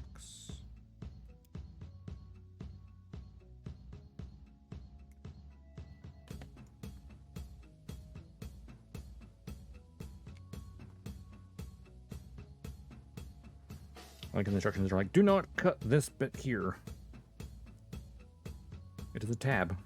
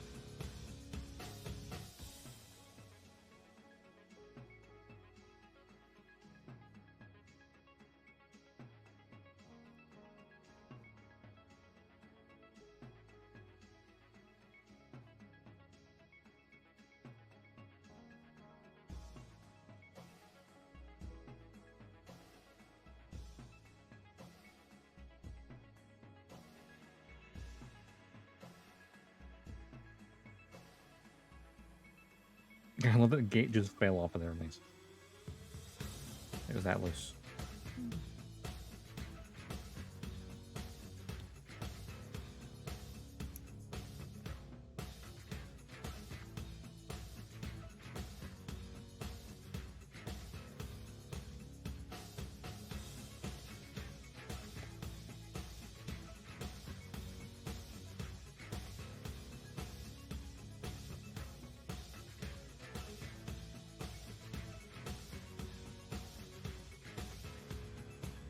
And when it comes to character kits, I want to be extra careful with nub marks. Because with a mech, you can kind of hide it. With a person, you can't really hide it with like weathering or anything. I'll stop watching Noir now. Enjoy! It's a good show. What I've seen so far. I need to finish watching it.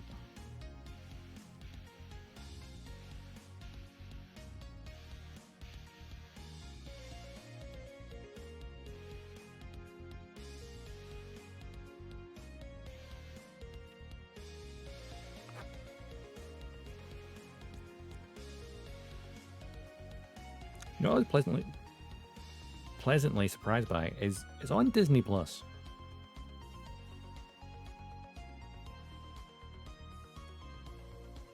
At least for everywhere except America, apparently. I think that's it's somewhere else.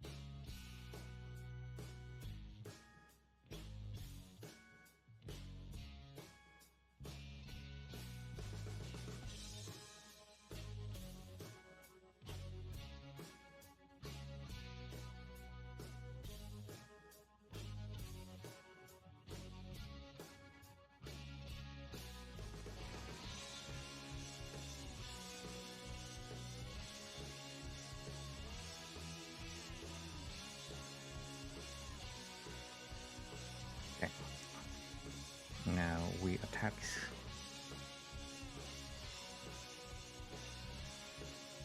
the boing boing.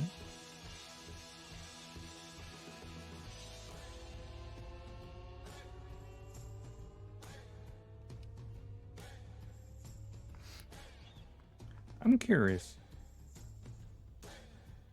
because that's a lot of detail on this part here, which is about to get covered by this part of the dress. I wonder if they actually detailed her entire bodysuit underneath.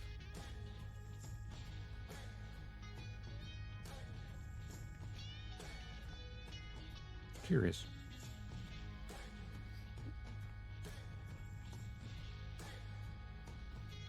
Because there's actual detail there and there. which would get covered up. Like the panel lines. If I put that on. I'm curious. Might keep that off for now.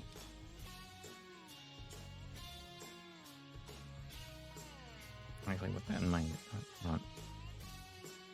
I'm going to open this up properly so I can get full instructions for the dress and stuff. Say we have the turn page later.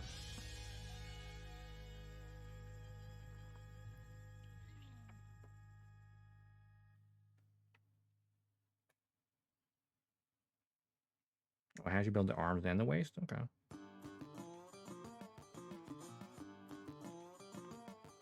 Yeah, it looks like it actually is the full bodysuit.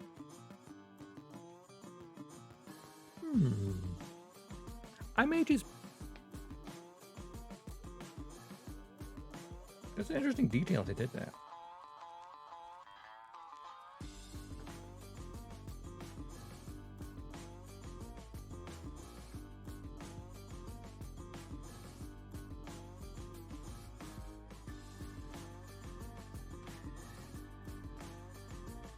Well, that being said, like a collar and stuff clicks over the dress, so yeah, it wouldn't work too much to try and build it without the thingy. Though now I'm curious about buying a second one to customize.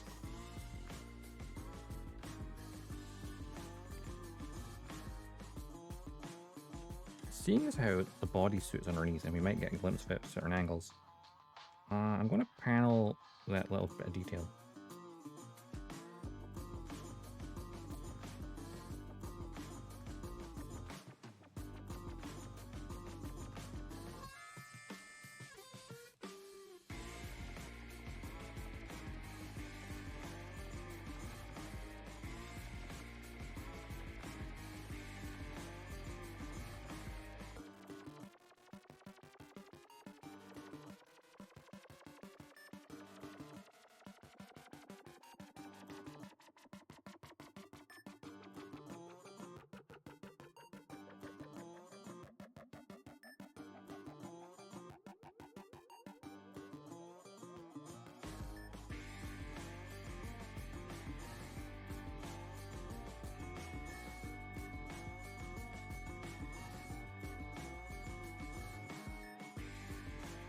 I mean, it's a tiny, subtle panel line, but that's about to get covered up by our dress.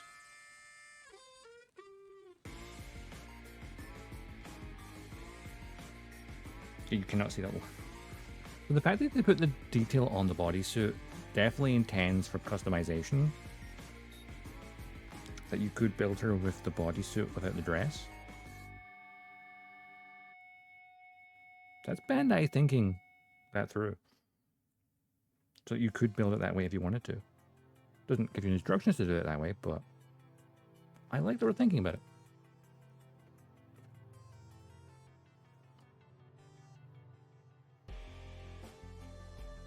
Alright, I need number 4.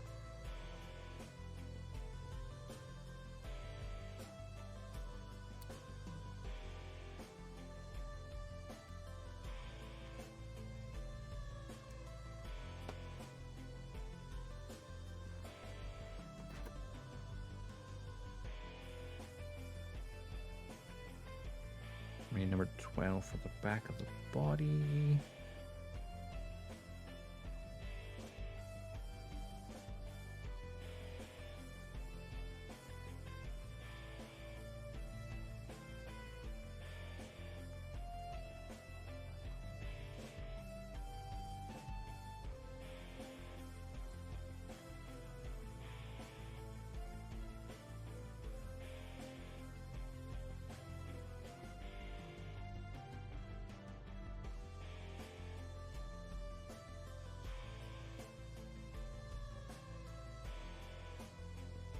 I like how on the instruction manual here it's got a QR code for the animation and one for the game.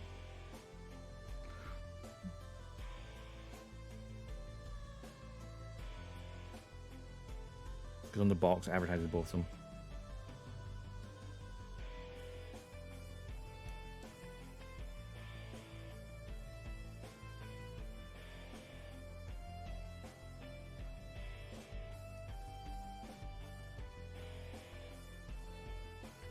And this is a scenario where I might need the knife just because it's like concave surface.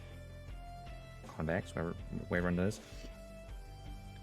But there's a nub in the groove. There we go. It's a very gentle follow the edge.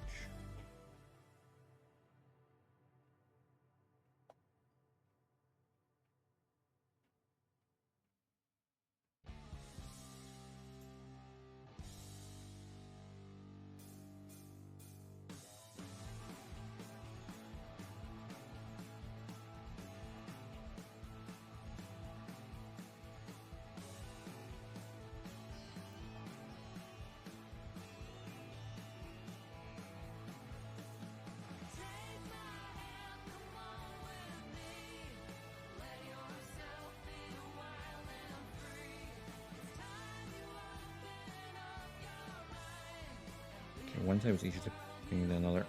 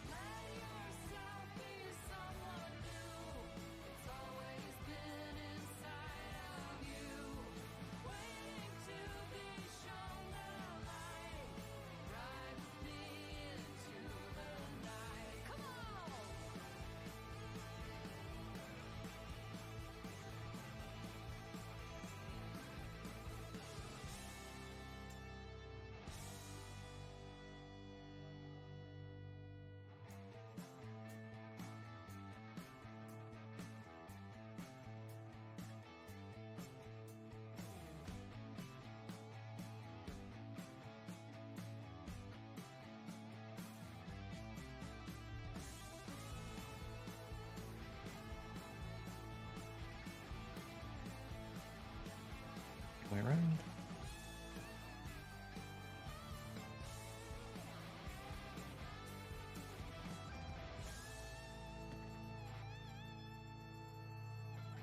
Just a bare back. Flip that over, it's a little weird.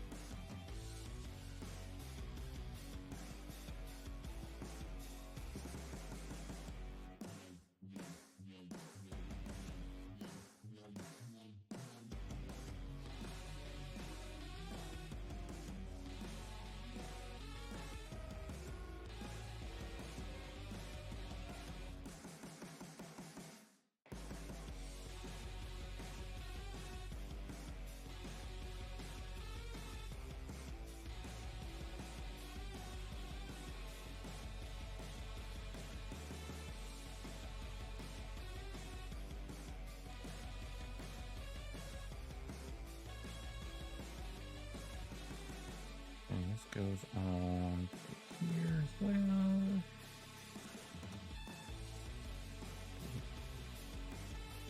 There we go. That locks that in there.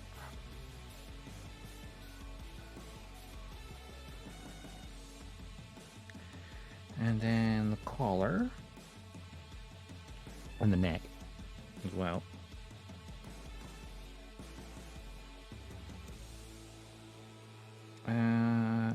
19 and 18. Yeah, there we go. Your classic figure-rise neck.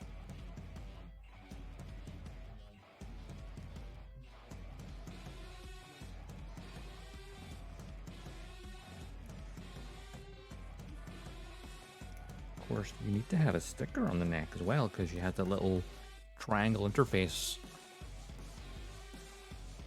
on the neck, which there's a teeny tiny sticker for. Your question maybe, but what's the plastic like? Is it harder for the body or the figure? Well, like this is like flesh tone stuff, and it's kind of a little bit softer. It's not quite polycap or anything. It's just there's a slight more give to it, which I think makes it more forgiving, the flesh tone especially, for like when you're cutting it. But like the clothing, for example, that's the runner for the dress pieces. Like it's more solid. Right. These are the bits for the big jacket. Just, it seems like the flesh tone parts are. I mean, no, it's like I'd say most of it's the same as Gunpla because it is just Bandai. But like the flesh tone bits are slightly softer.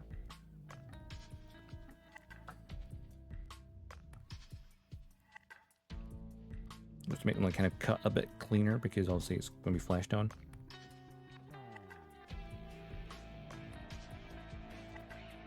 But otherwise, the figure-rise kits are very similar. Just like it's not like high grade because obviously these are a little bit more expensive.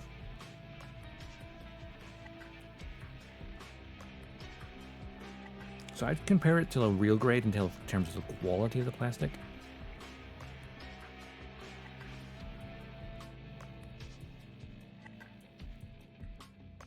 I need here number 7. Oh, 7. That's a full collar. Okay.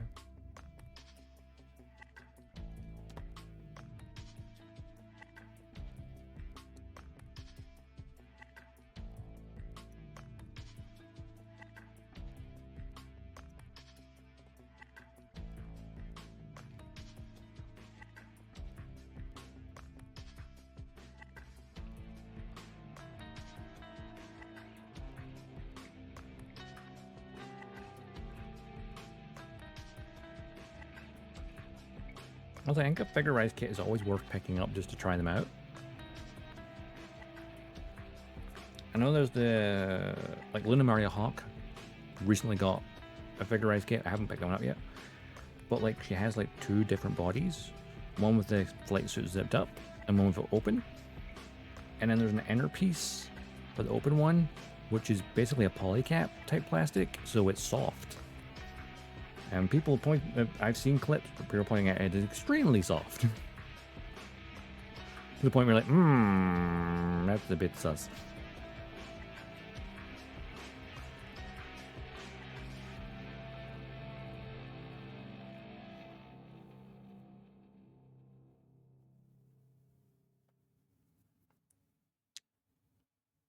Yes, it's so weird that they only do female characters for Gundam, and for like Synduality, you have one of Noir, and then one of Ellie, which is the main character's childhood friend / love interest.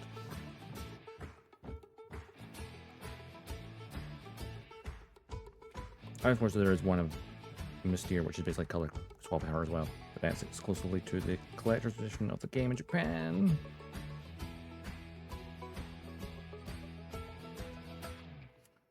Whereas when it comes to figure-rises of Gundam characters, you know, you've got Soletta Miorini from G-Witch, Choo Choo and Nika as well. Nika kit comes out very soon, or should be coming out right now. And then Seed have an older version of Lacus, which apparently is not aged as well as it should have. I still got it, I haven't built it. But apparently it's not to scale with the new Luna Maria. Like the scale's messed up. So maybe they'll make a new Lacus as well. And of course, there's a Hero 2 coming out as well, alongside the Psycho Gundam Mark 2. Here comes the Figure-rises. But no, not a single dude. Which is weird considering outside of the Mecha Girls, like Gundam and all that, Figure-rise Standard kits also exist for Kamen Rider and Dragon Ball, which are predominantly male characters. There's no female, well, maybe some Dragon Ball ones. But it's weird. Bandai can make Dragon Ball characters, model kits, super muscular. Why can't we have model kits of the guys as well from the Gundam shows?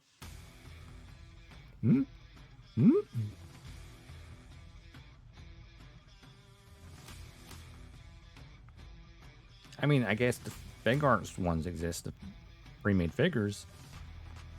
But here's the fun part. All the pre-made figures were like Guel Jaturk from G-Witch, Kira and Atherin and Shin from Seed Freedom. They're all premium Bandai.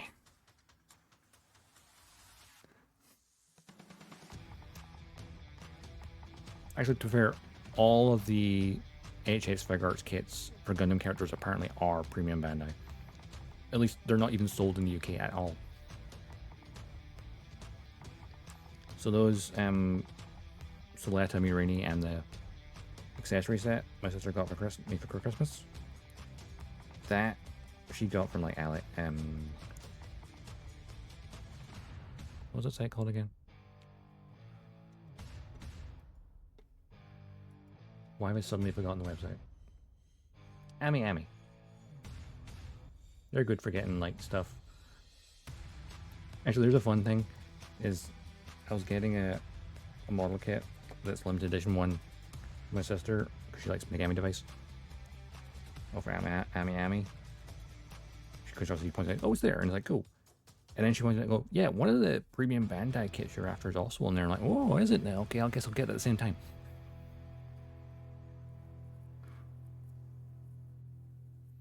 You know, make the shipping that little bit extra worth it.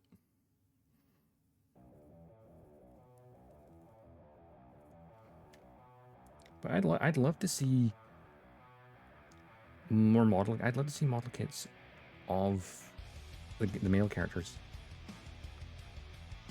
But I feel like the figures of the male characters perhaps just don't sell well enough that they don't feel the need to make the model kits. I feel like they need to make one as an experiment. Like a very popular character like Kira or Char.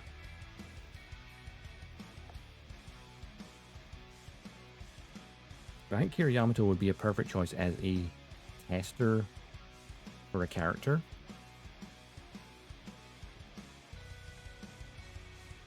Or even because, considering how popular the G-Witch figure-rises have been, Guel Jaturk, Elan, Karis, I think they'd be, especially the Elans, Elan 4 and 5, they'd be very popular, I think.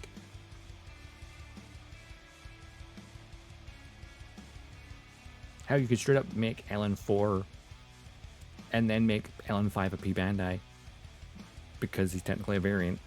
Their outfits are slightly different, the earrings are different.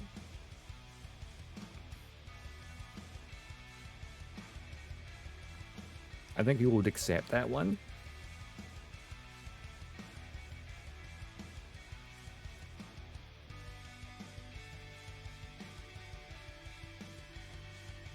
But even thinking of like figures, so obviously Kira, Lacus, Atherin, and Shin all have SH Fig Arts of their Seed Freedom appearances. So their pilot suits and then Lacus for outfit. But I remember a few years back, Bandai, or Tamashii Nations, showing off a prototype, painted prototype of Kira Yamato in his original Gundam Seed pilot suit. And then a deluxe version of it, which had the Strike's cockpit seat. And they never put it into production. I would have bought that in a heartbeat.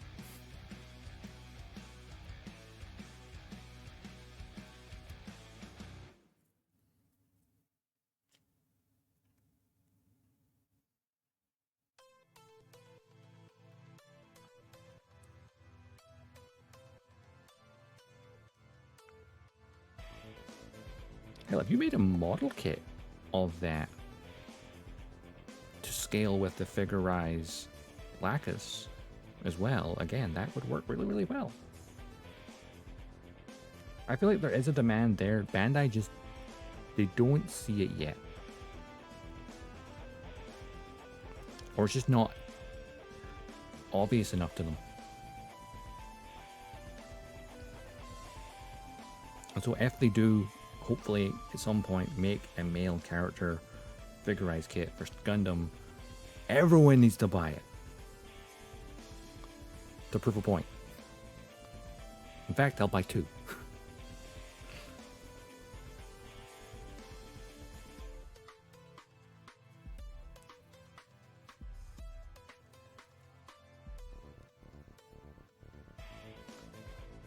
I'd love to just talk to someone at Bandai and say, hey, why don't you do this?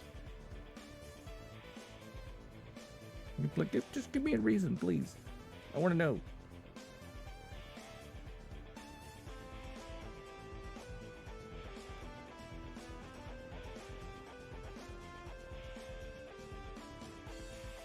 Which way runs going? Yeah, there are.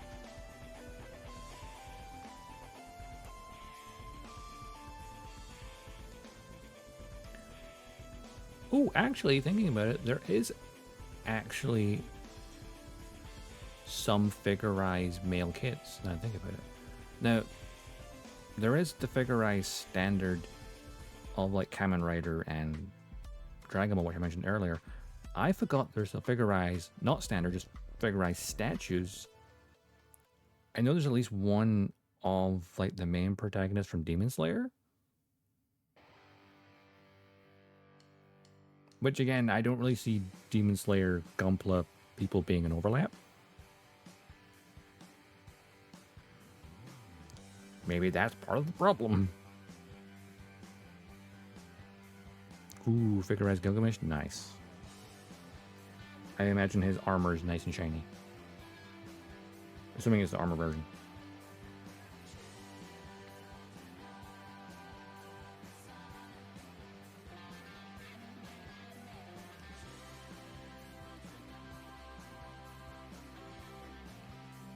Like my oldest, the anime figure I've had the longest is my SH Figuarts of Zero from Code Geass. Because who cannot like Zero, you know?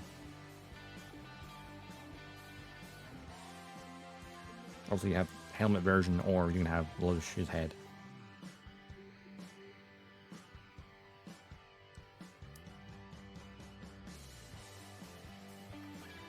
I think it's just the whole thing of like how anime fandom, predominantly nowadays male. And so, hey, girls sell, because pretty girl.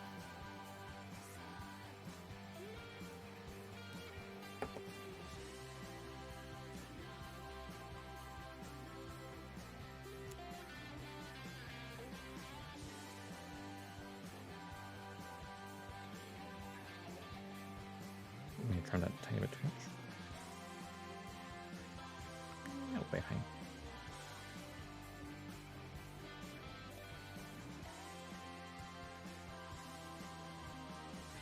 I was also a noble armor version, cool. 2 choice of hairstyles, yeah.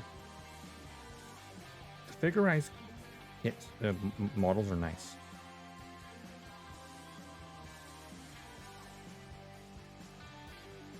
When it comes to Gundam characters, I mean, there's the Gundam guys and girls generation statues.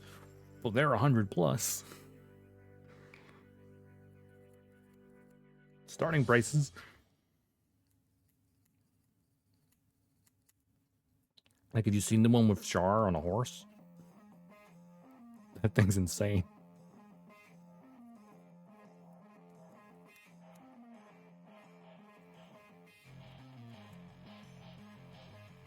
I think it's like a 200 starting price.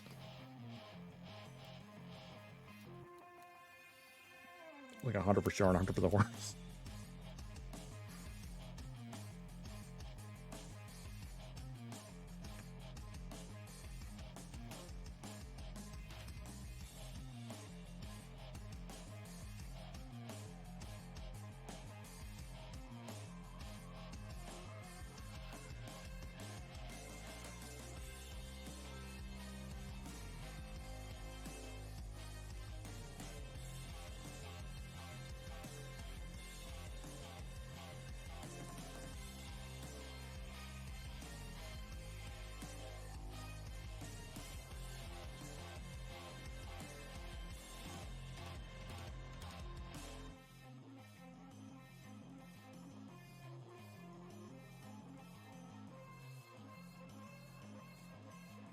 I think in general, like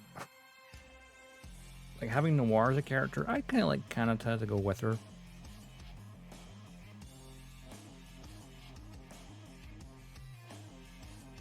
You know, it's like an anime I've only just started watching. You kind of like to have, if I've got a character, I want their, other characters with them, right?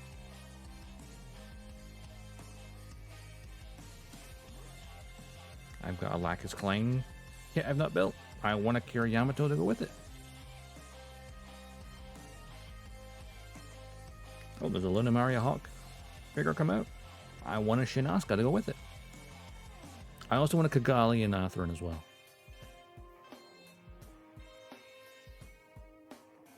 Actually, there's something weird. Kigali is a character really underserved for figures, which is surprising. Just in general. Compared to like Lacus or Luna Maria, or even Mir. It seems like Kigali, despite being a main character, is it because she's the tomboy?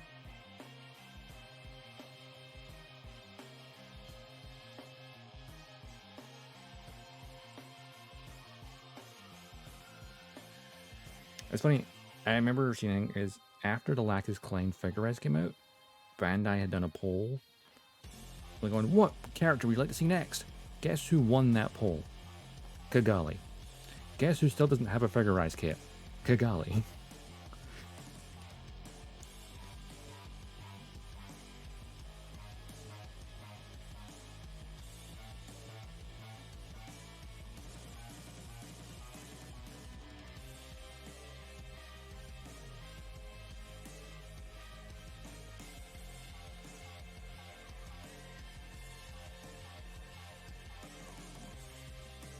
Like, how can you win the poll for popularity for getting a model kit and then never get the model kit?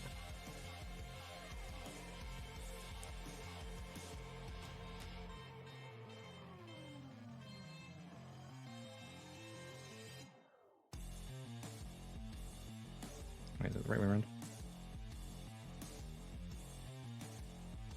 Nope, that was backwards. Ah. Wait, is that right? Hang on. That is the back, that is the front. Wait, what? Yeah, I'm going to put the stickers in this first. This is an awkward shape to hold. Alright. Where's that teeny tiny one? Number 2 for the neck. Ooh. Like, the details are so small that I'm just like using stickers. I don't mind it.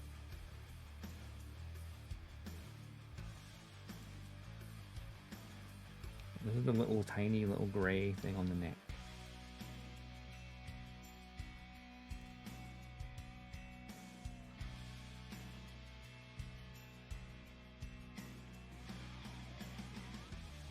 Yeah. Even painting this would be very difficult. I mean, maybe not that difficult.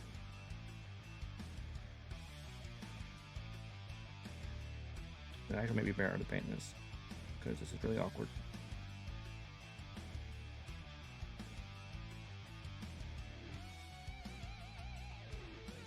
Yeah, this is a weird surface to try and get this onto.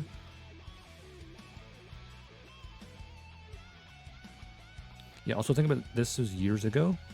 I can't remember when the Lacus figure came out, but it was before G-Witch, because it, oh yeah, actually it was. She was the last Figure-rise before the G-Witch ones came out, I think. Yeah, no, the sticker isn't working very well. The sticker in the mouth was fine, but I'm gonna have to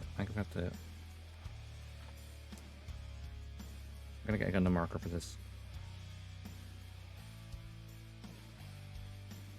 Ah, sticker stuck by thumbnail. Yep, sticker's gone. The sticker's just too tiny. I am going to. They're nearby. Give me a second.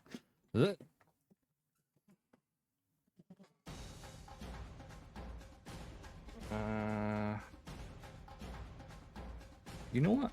It's like a metallic interface think I'm gonna get the chrome, maybe.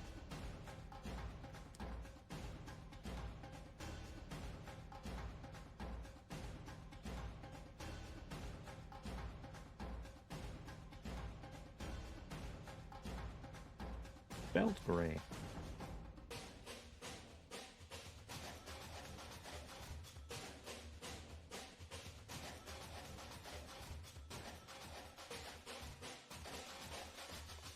I think the shine silver might be interesting. Tiny little dab.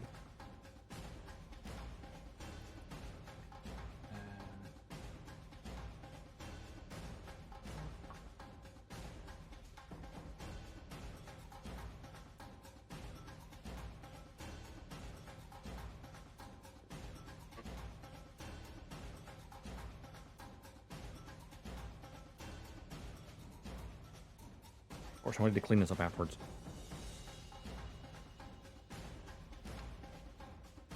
Actually, thinking about it, what's the stickers on the other part like? Like, should I just...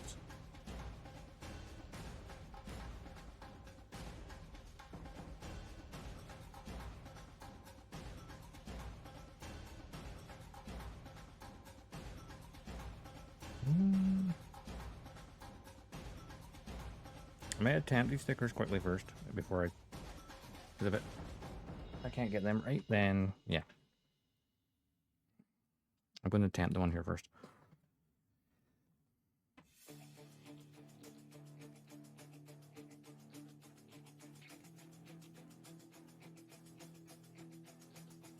Which one is it?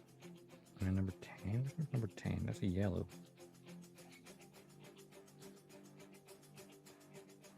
Is that on both sides?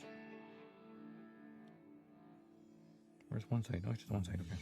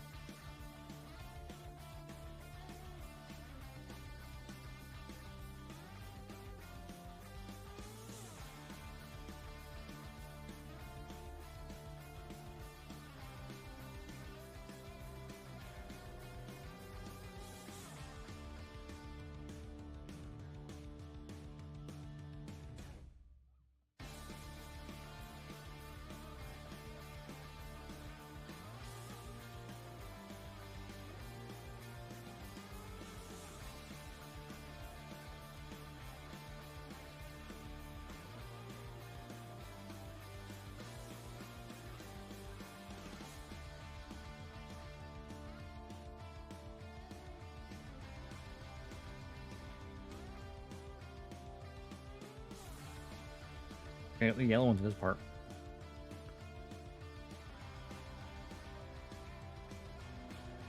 So I think the yellow stickers will be fine, like a yellowish orange. But like when it comes to these gray ones, I think I'm better off just painting that.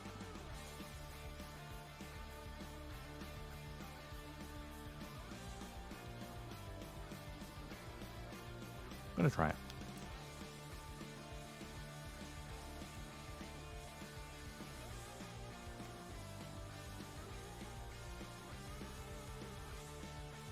plus side, my metallic silver is very dry, so it's only gonna be like dry brushing. Might be a bonus.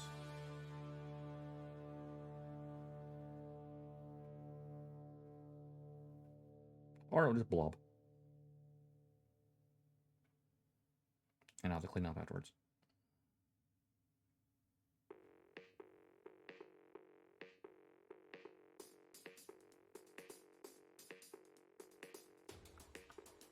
We'll just put the obvious thing. I don't have real card now for this one.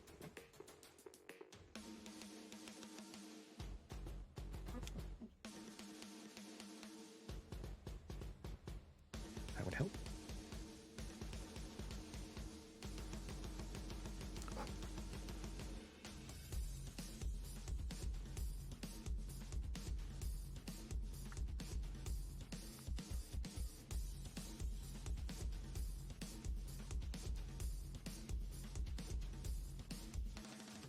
On the plus side, it is like a slightly raised surface, which is why the sticker was having issues.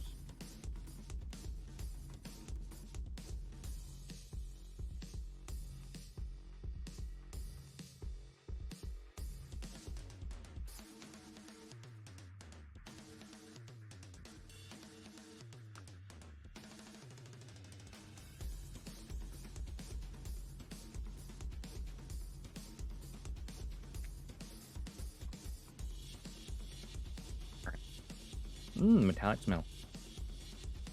Okay, I want to let that dry, and I'll build the belt now.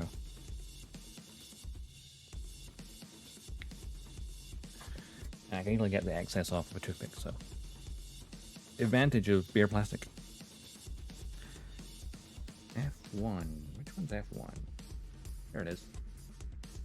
The only gray part. Well, 2 bits of the belt, 2 bits of the bottom of the shoes. Okay.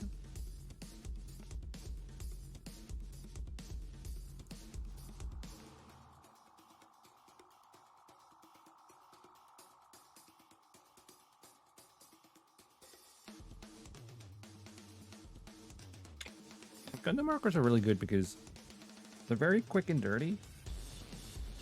Saves me having to get my brushes and my paint and some water and the palette. It's like, nah, Gundam marker.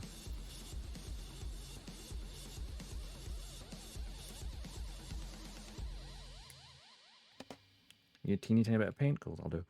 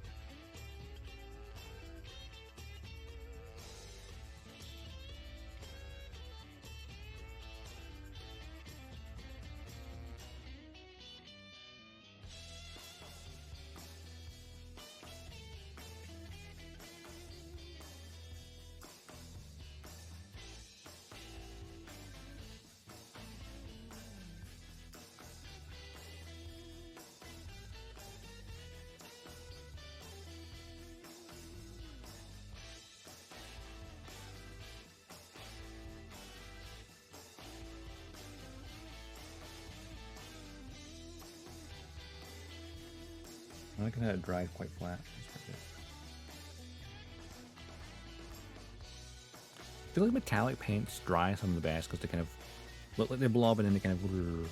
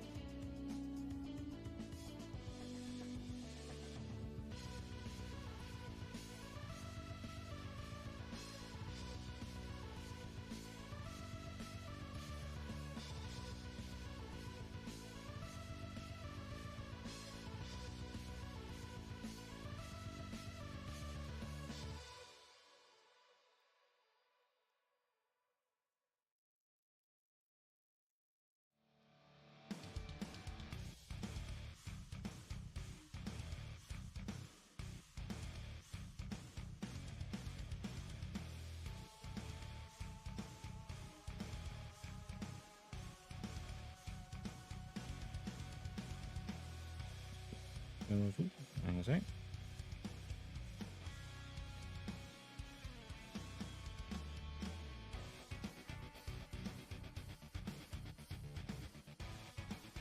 This goes on under here. What's the... Oh, wait, is that right? Oh, wait.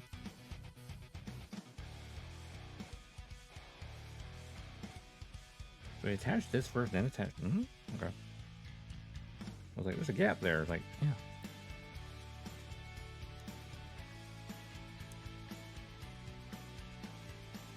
And then the belt plugs in to the front. Ah, okay. I guess that means you should easily take it off while you're assembling. Or like while posing, you could temporarily take it off.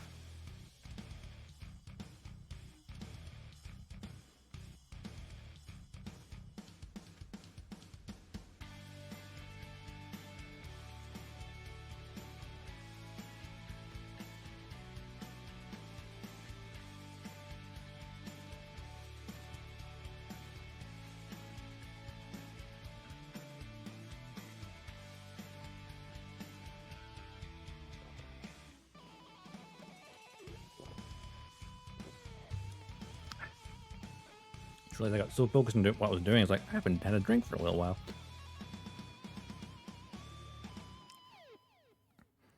All right.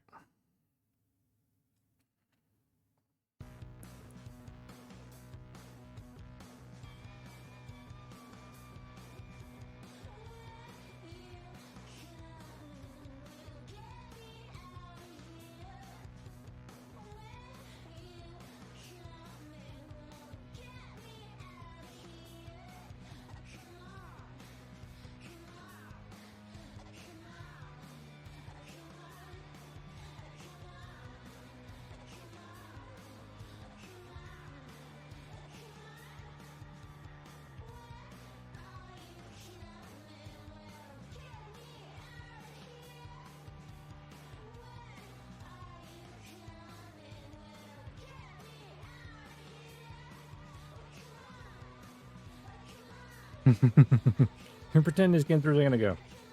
Uh-huh.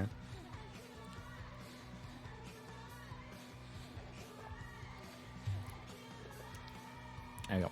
I'll finish off my glass of fruit juice. Still have my bottle of water though.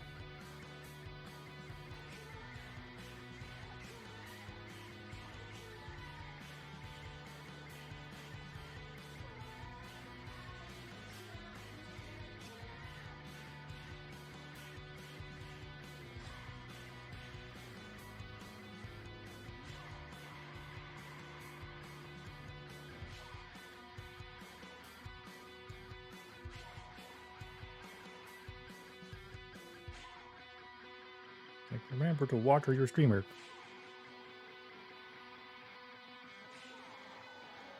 Or like Tamagotchis.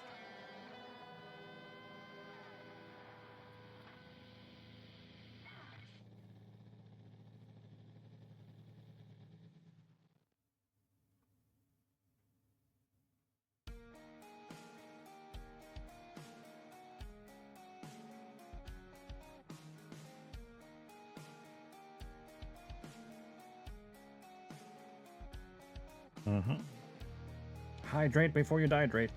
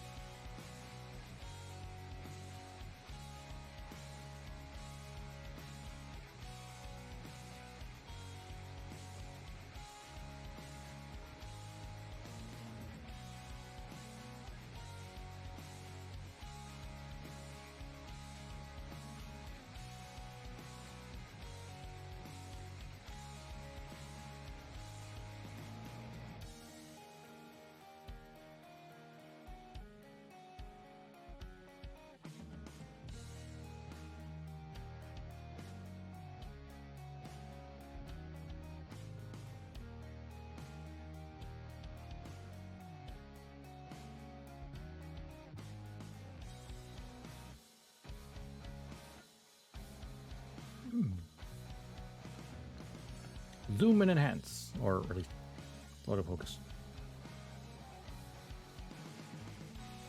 The little silver parts is what should have been gray stickers. And then, of course, the yellow stickers are still there.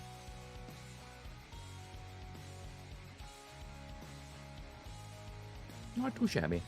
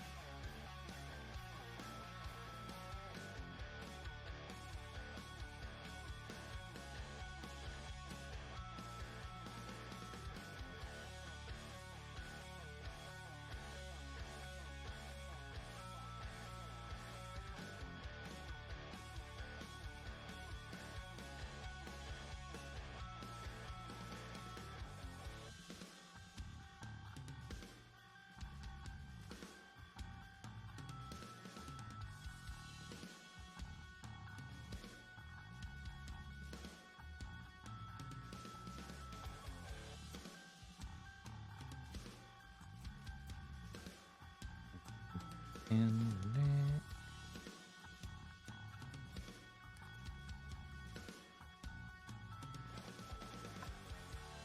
Yeah, try and get this on camera. See the little interface in the neck? A little triangle with the two little lines below it. Little Magus interface. Well, the triangle bit is raised, where the little lines below it are recessed, and that was perfect. Because then I can easily get around the raised part with a triangle shape, and then just scrape away the excess that went on the top of the line. And so that looks great.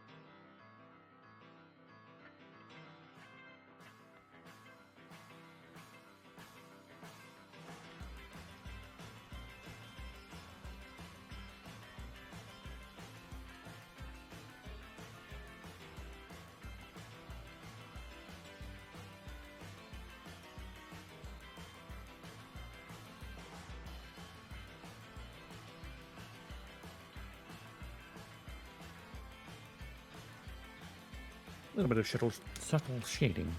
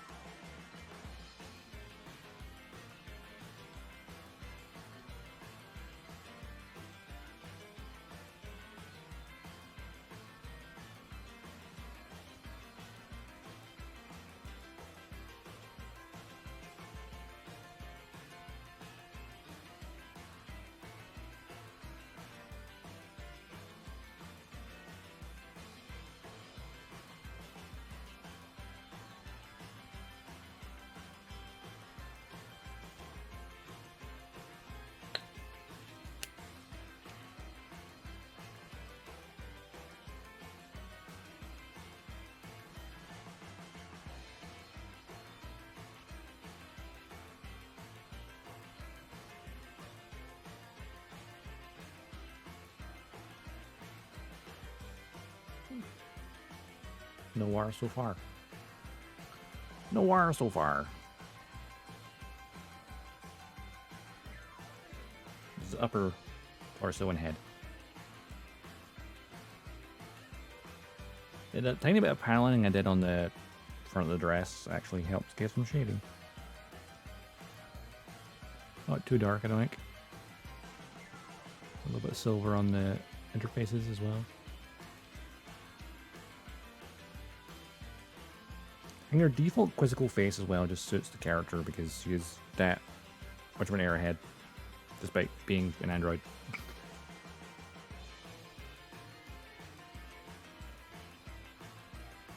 She was just built that way, I guess.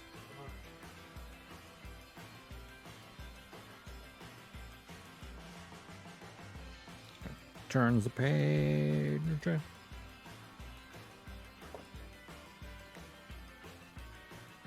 We get the lower torso. I think the goal for me is get the body done and then the limbs next time. Even though technically it's telling me to build the arms next.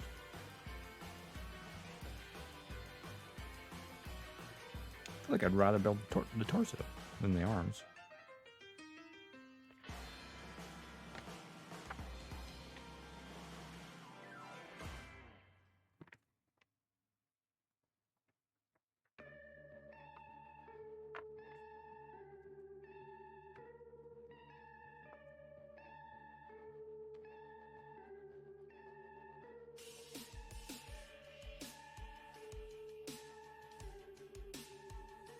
As the arms next, I'm going to do the lower part of the body because to me it makes more sense to have the torso intact.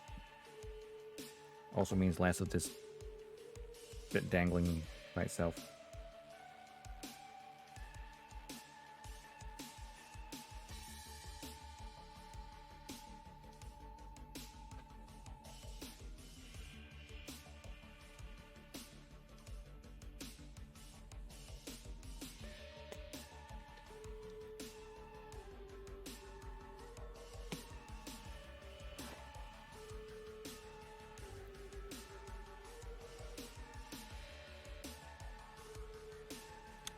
That's all. Yes, all runner A1 for this part.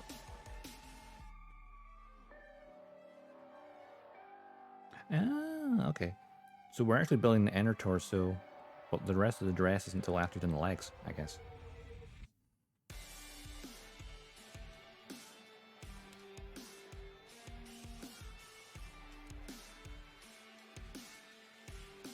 Let's see, we need number 1, number 2.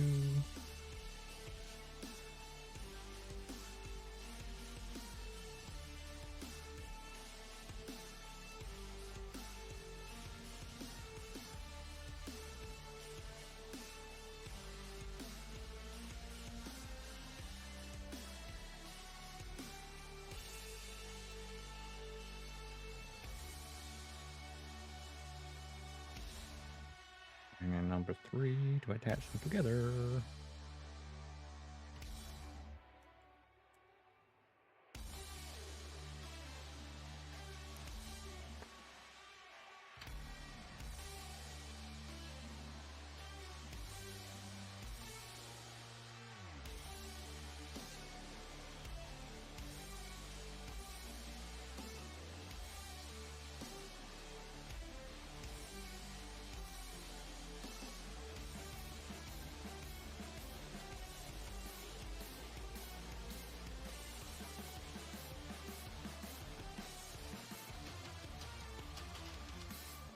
Every bit I need off of here, why not?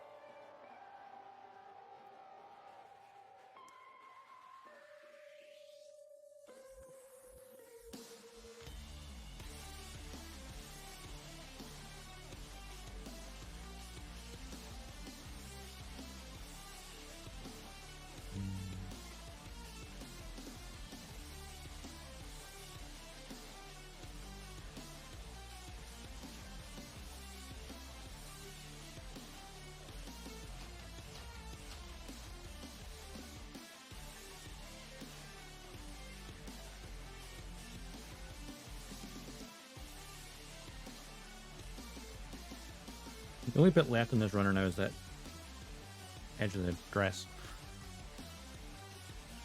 Okay.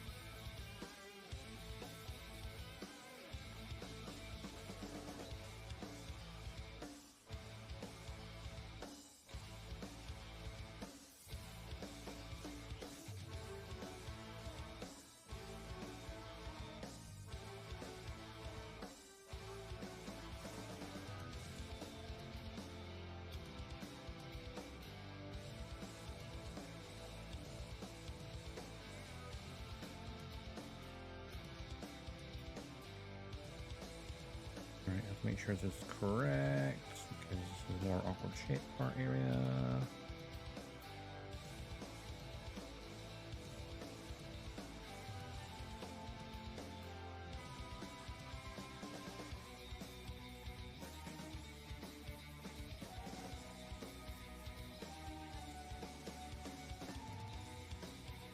The hip joints are like interlocking with each other.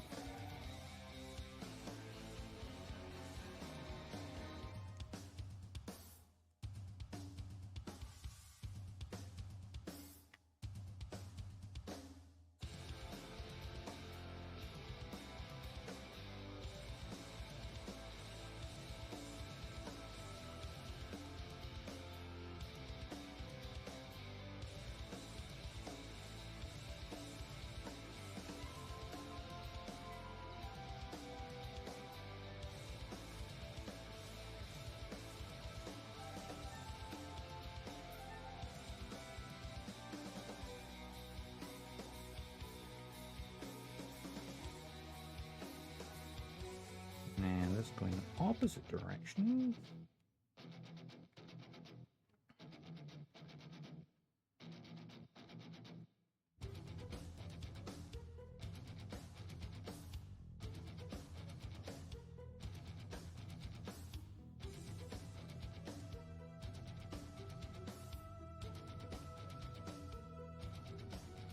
There we go, interlocked hips.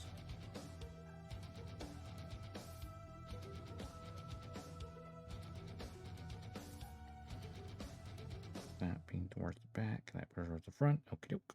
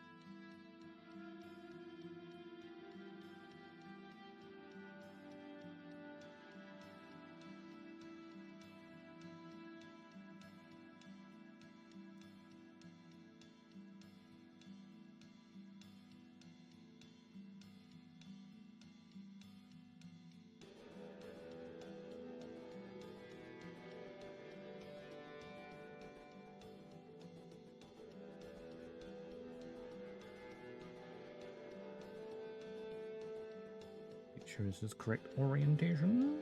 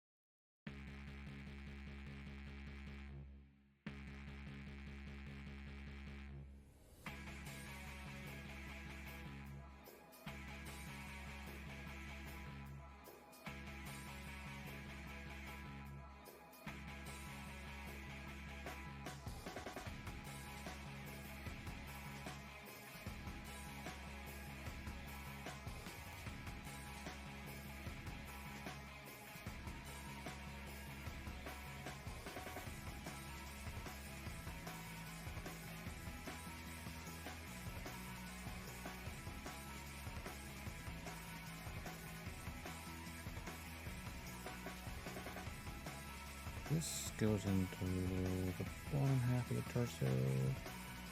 Make sure that's the correct way around. And this goes to the upper half the other way around.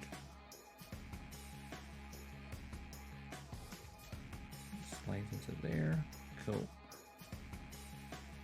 And then a close of the stomach.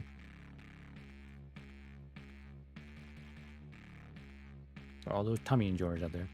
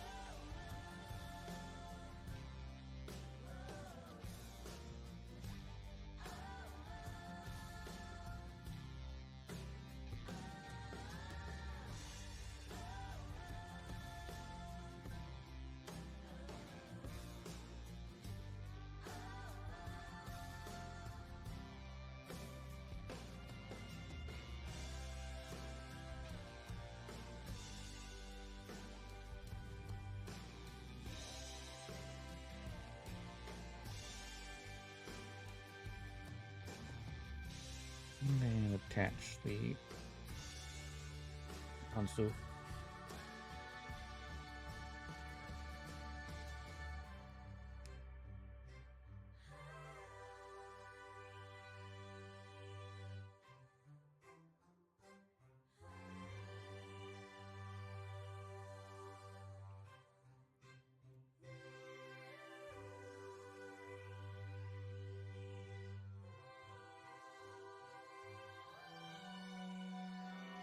Incorrect. Oops. Pop that back up. Hang on.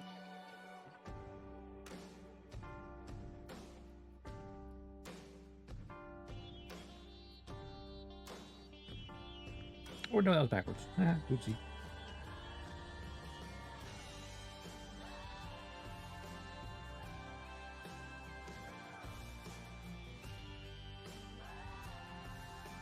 That's why I misaligned.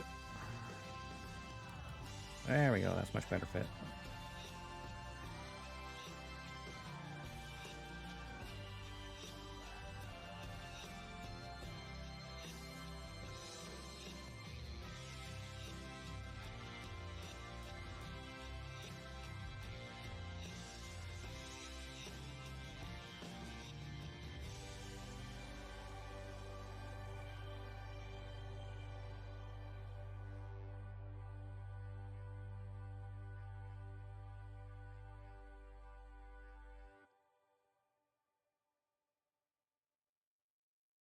I don't know if the bodysuit underneath had any other details. I don't remember from the anime, but of course it didn't have any stickers around it because it's going to be covered by the dress. So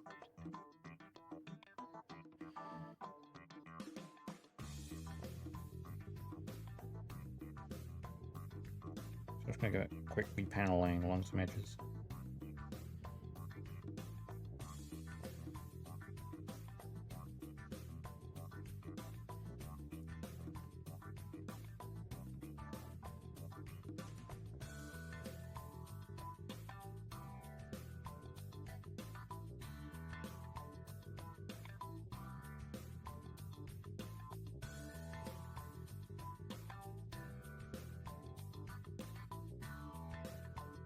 Knowing that it has the undersuit detailed,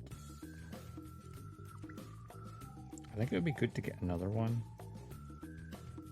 and customize it with just the bodysuit.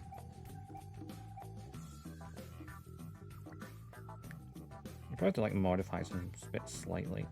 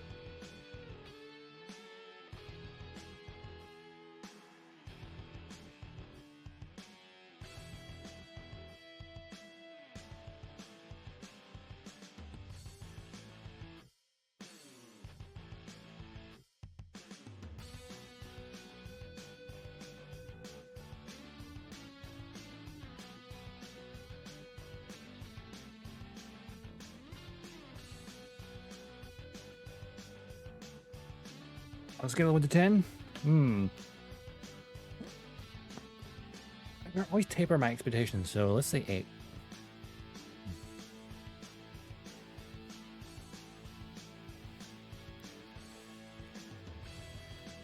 Because when it came to the network test, because I kept playing it off stream as well. So I did every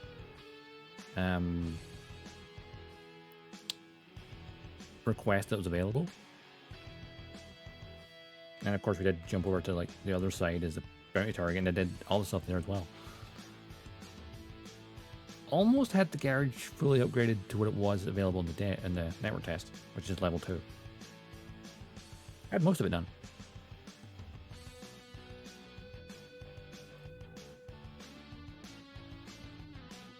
It's definitely a game that where you can definitely play it on and off stream.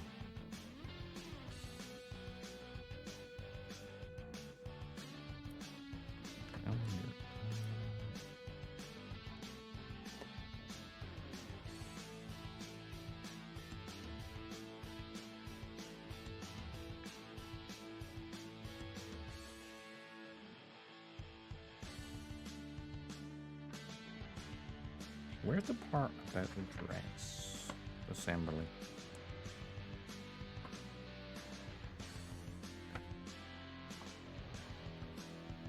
Ah, it's when you attach the body. Oh yeah, probably. Oh yeah, I'll just attach the legs and the dress and stuff first. Probably should just done the arms after all. Oh well. I could start on the arms. Or I can start on the legs.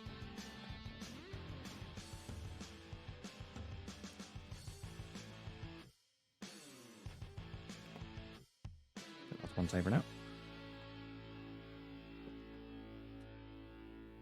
Yeah, I mean, like, I know the Japanese account also put a lot more info out. Like, there are like so much more requests and stuff. Of course, there's that solo mode to actually go on the expeditions to uncover the truth of what happened to Asia. Because like the northern region, obviously where you start as an association member, and of course once you get higher rank you can go to the southern area, or if you're a bounty target you start in the southern area and have to get obviously a high enough rank to get back to the northern area.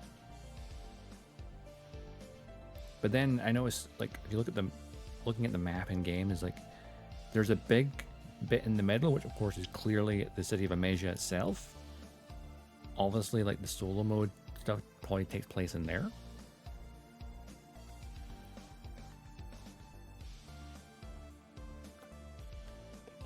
So it'll be like expeditions into the city of ruins, which I imagine are pretty massive.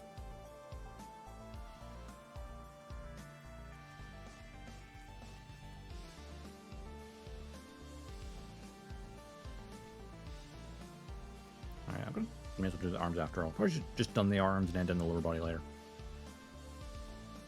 Because I'll need to do the legs and then the dress before I can attach that, so.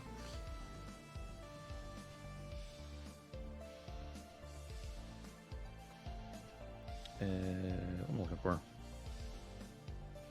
D1 and D2. Or the arms. Primarily.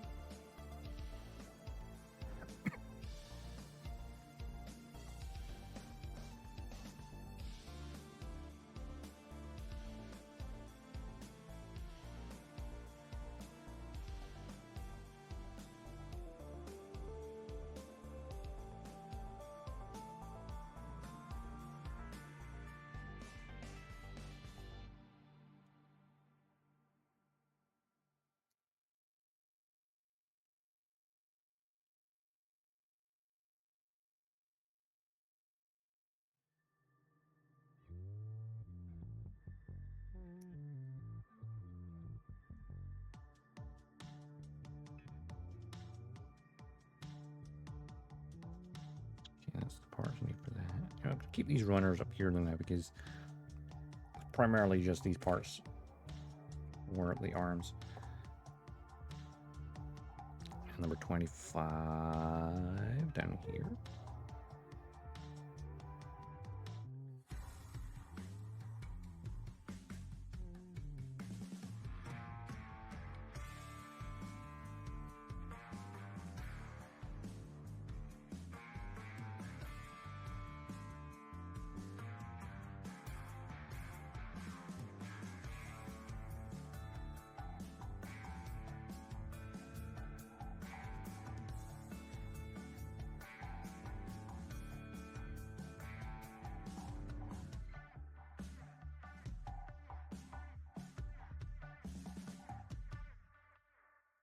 And one of the things they did after, like, one of the maintenances towards the end of the network test, they added an extra cradle parts so you could get higher rarity. So obviously, there's a lot of resources you could find that were like rare, because there was the common, the uncommon, the rare, and like legendary stuff. But in terms of this, what you could upgrade in the hangar, the garage, the maximum stuff you would use would be the rare in the network test. I think they said like it's either level 4 or level 5 upgrades. You got level 1 and 2 are available in the beta. But then there's level like 3, 4, and I'm not sure if it said 5 as well, I can't remember.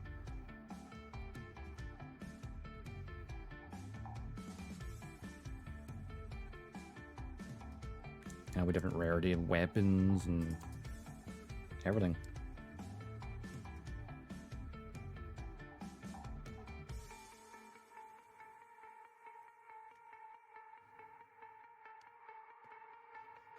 Though it would kind of suck if you're like went out with your like fully decked out, highest rarity possible gear, and then you got your ass kicked.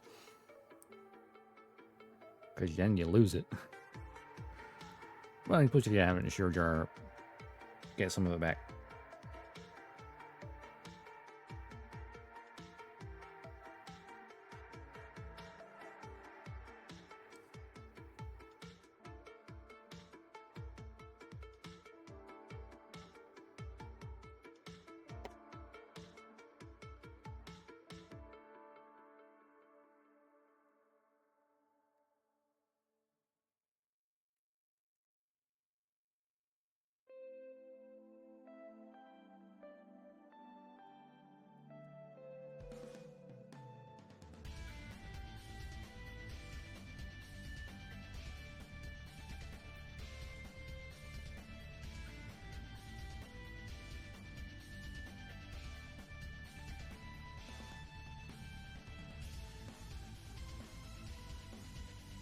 So I'm thinking for the very first week, for this early access week, I'm expecting the player amount to be low.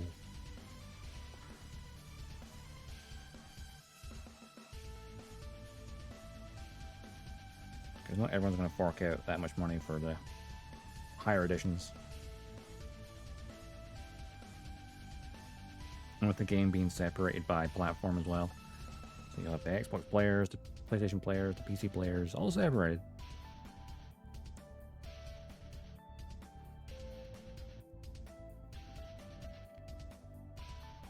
But player interactions in that game are randomized anyway, with like if you bump into someone or not. So wait and see how that plays out in the long run, I guess.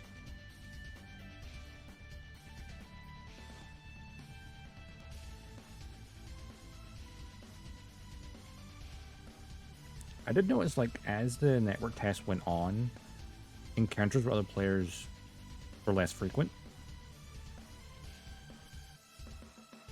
All these people were like, okay, I've seen enough.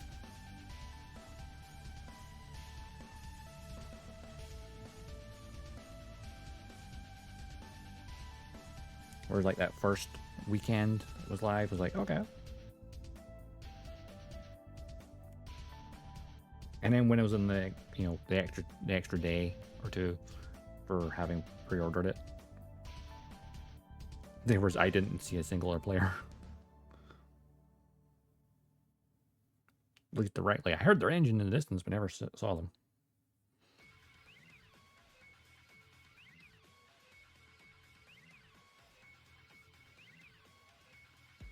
It's always the thing when the Megas is going, I hear an engine nearby. It could like push you on your nerve going, ooh, is they friend or foe? Are they friendly? Are they not?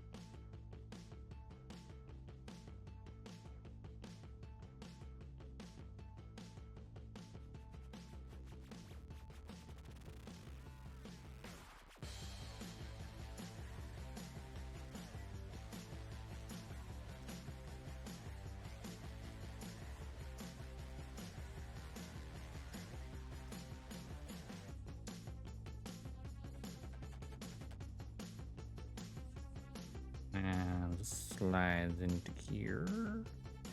Create the shoulder joint.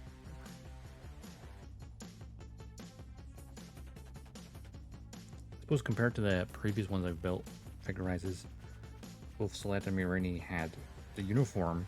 So it's the first character with bare shoulders I built. Oh wait, well, a Figure-rise anyway. Frame Arms Gurai I built a while back.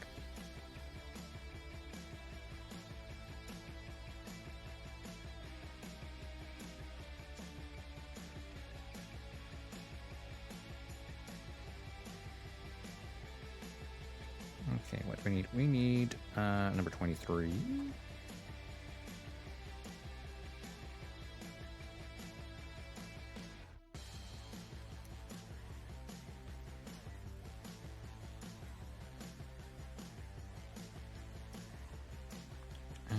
Let's get 21 while I'm at it.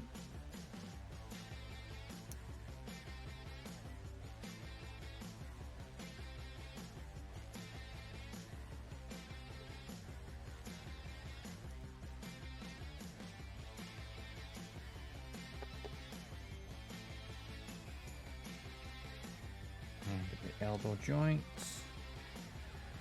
There's number 7 and number 9. These are quite small parts. So she has dainty little arms.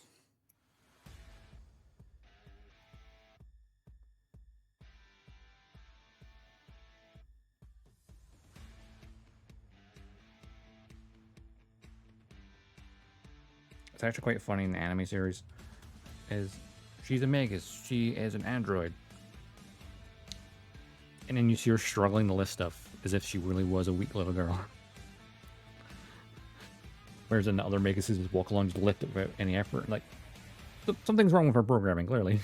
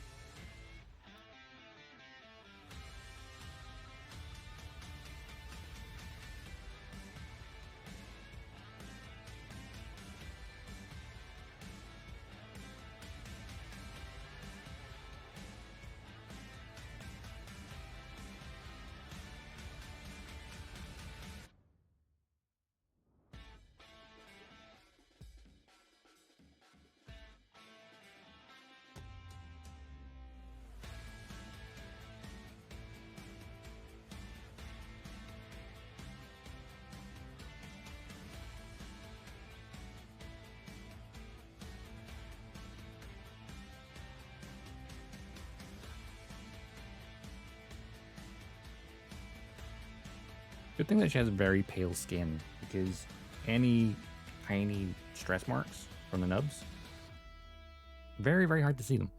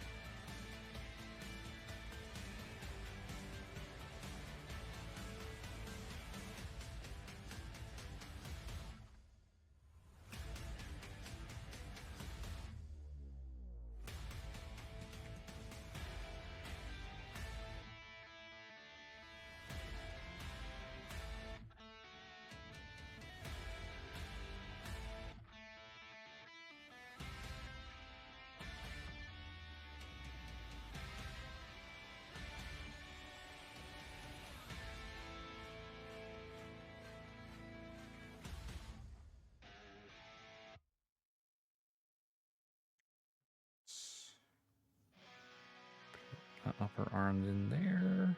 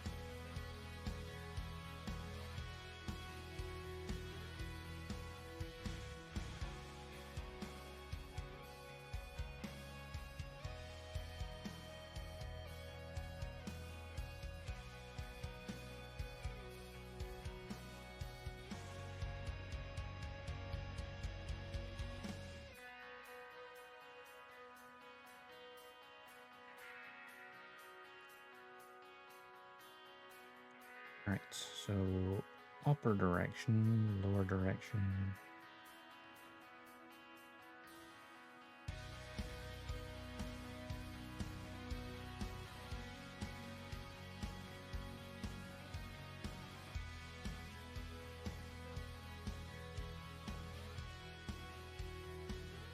Insert elbow.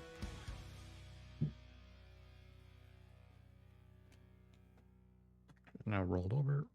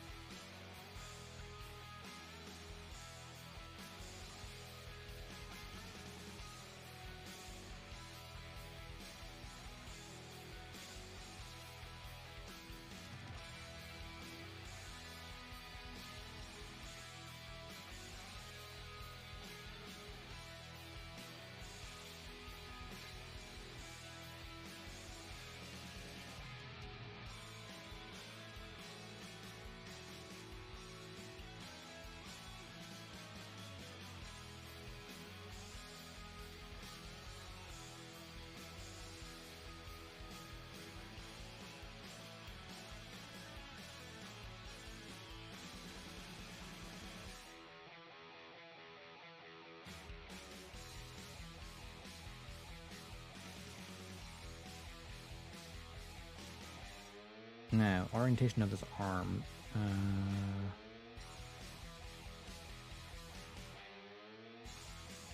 Got it. Like that.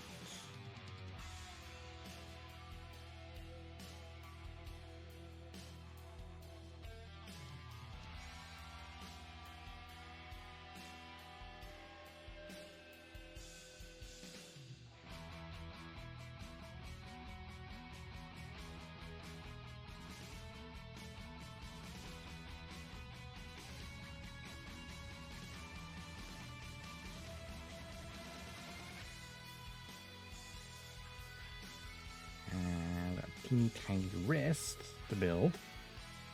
I'll get the glove first. Or hand. I don't know what open hands. What run are they on? B.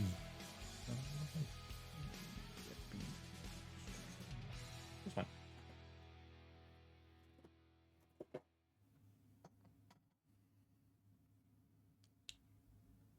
Number 21.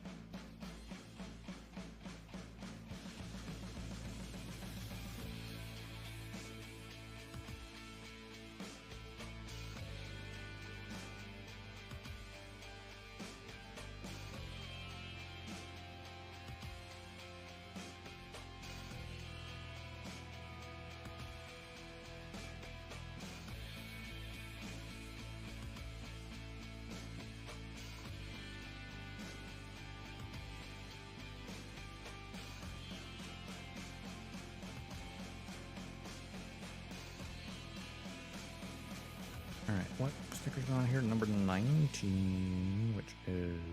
this. Okay. Yeah, definitely want a sticker for this because it's multicolored.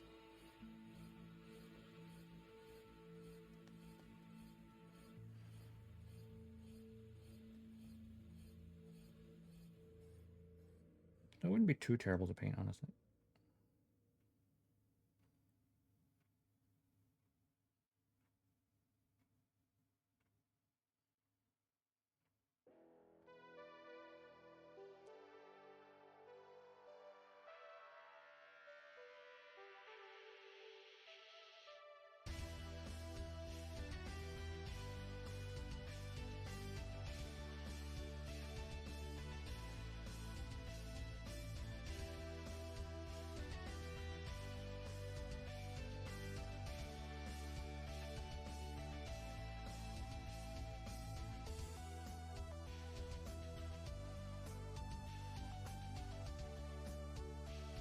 Now the wrist.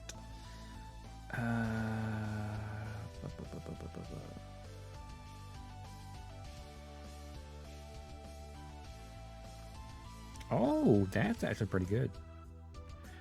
So it actually comes with 2 wrists per runner. So you can actually have both hands. Instead of swapping at the hand, it swaps at the entire wrist. Or, you know, in case you manage to break one that is very delicate.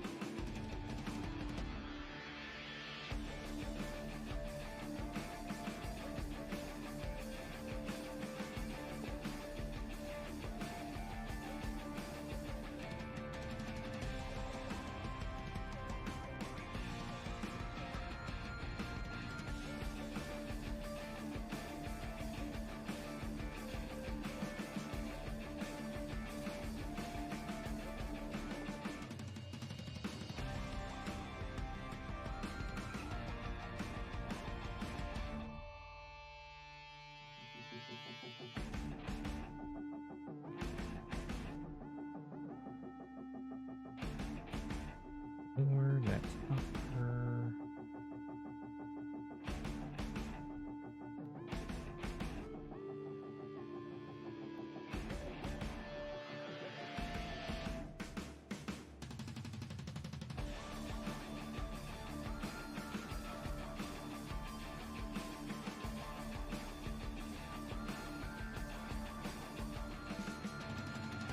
These wrists feel very delicate.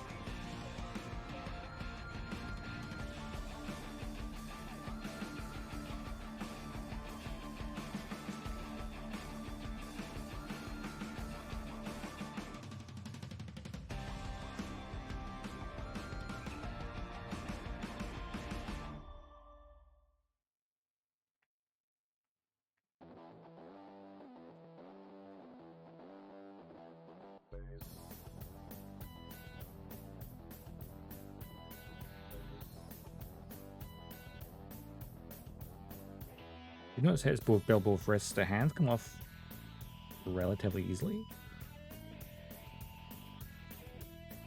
I don't have to pull that much at all. It's not going to fall off, but it's like loose enough that you can pull it off easily and swap them out. But, you know, unlike some other like kits like this where the wrists are so delicate, you just swapping the hands will break the wrist.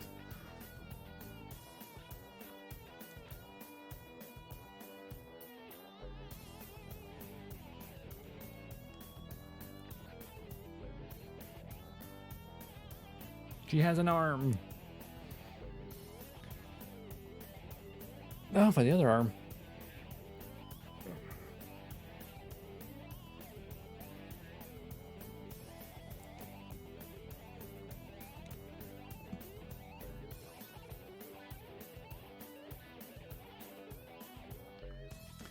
Anything I from the D1 runner? Oh, just the elbow joint. Okay.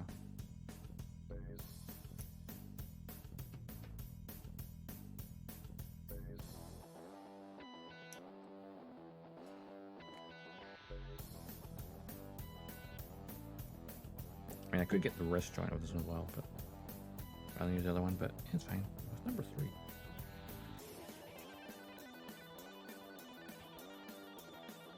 What is that part for? I wonder.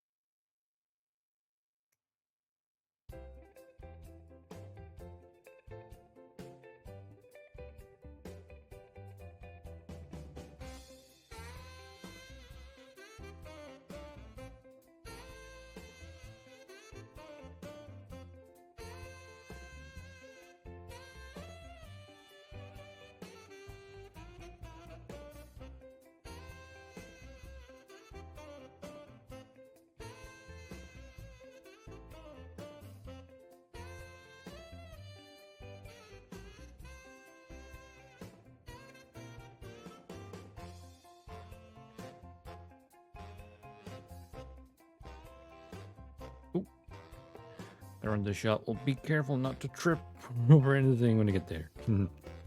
Not back for end stream. Thank you for the stream. No worries, Finn. Catch you later if you're not back beforehand. And of course, I shall hydrate and correct my posture.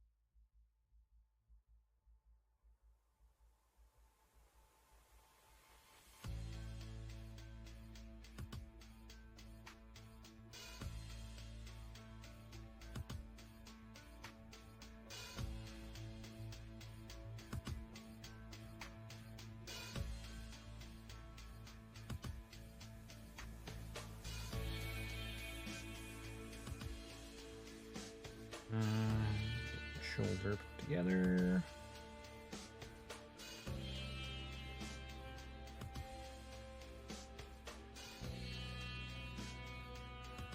Doing so revealed something I missed.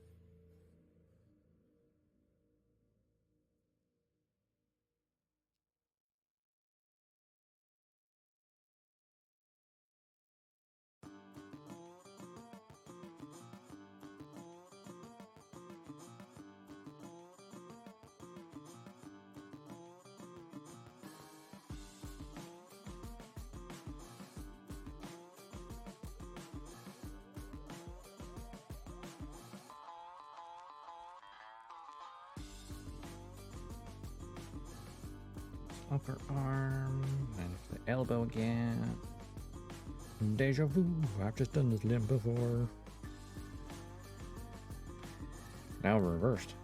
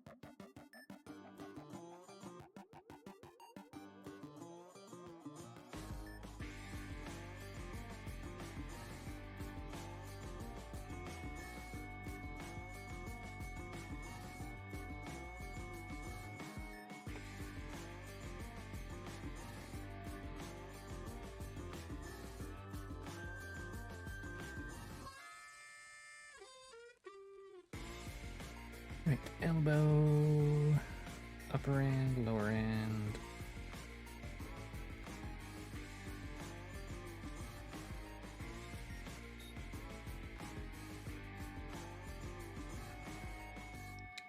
Slide it on in.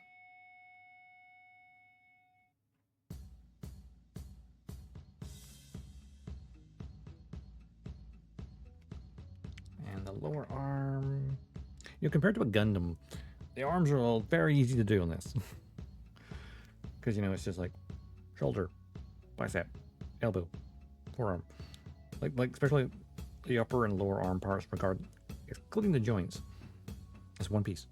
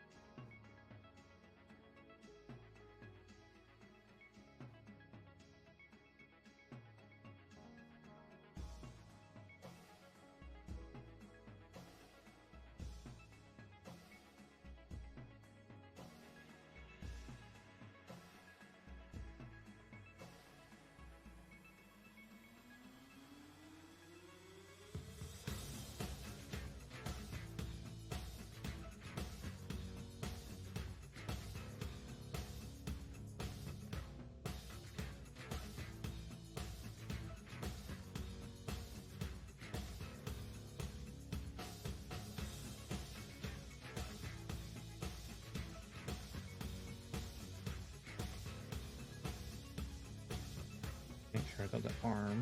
Right. Oh, no, that's a bit.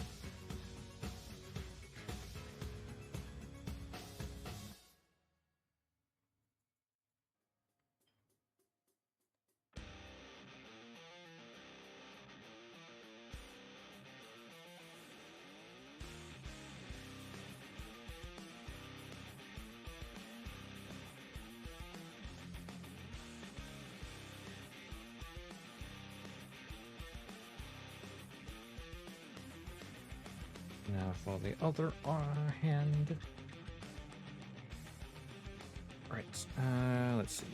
Number 20. Go with open hand again.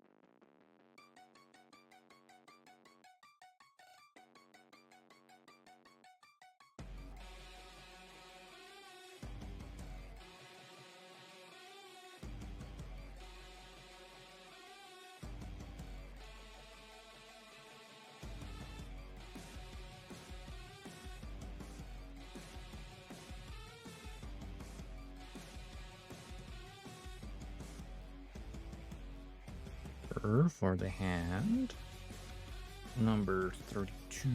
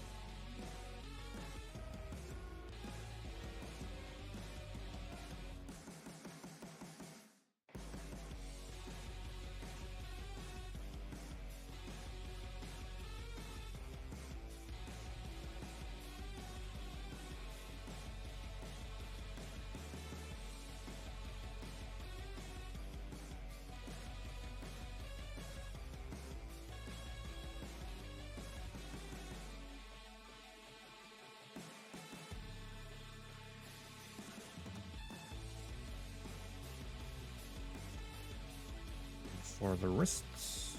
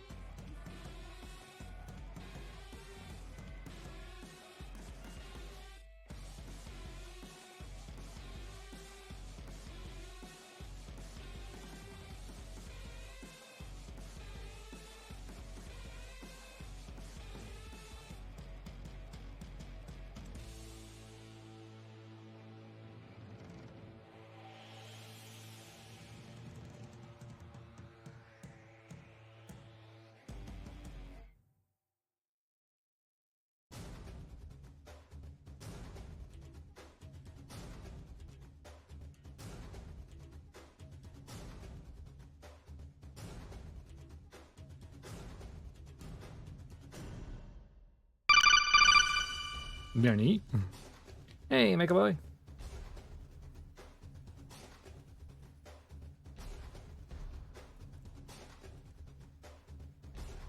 How's it going?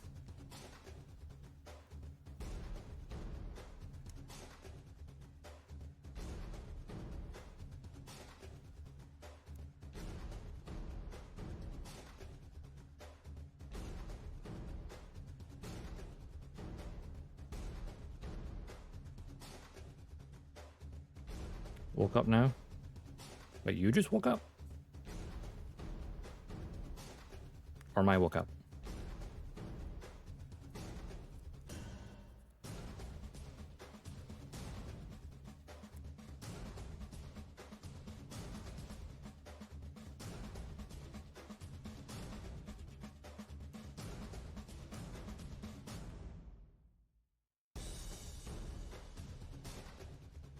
Upper wrist, lower wrist, teeny tiny wrist.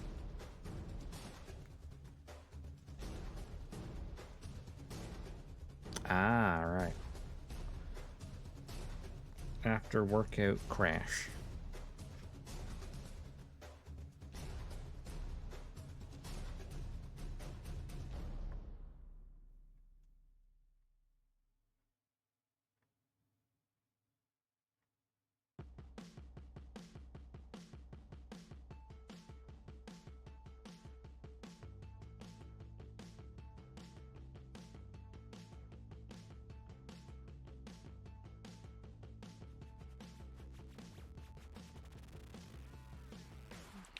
Attach the wrist. There we go.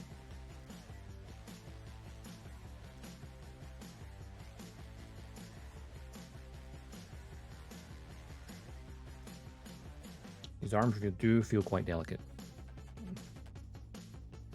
Because they're quite thin. Okay, there we go. Upper body of Noir.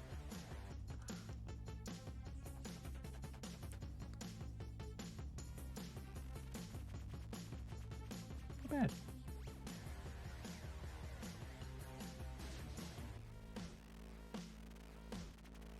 Autofocus. Oh, there we go. Oh, you had it for a second. There you go. Pretty good. Like quizzical face. No, Figure-rise is Bandai.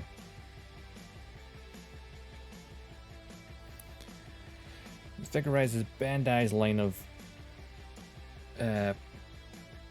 character model kits.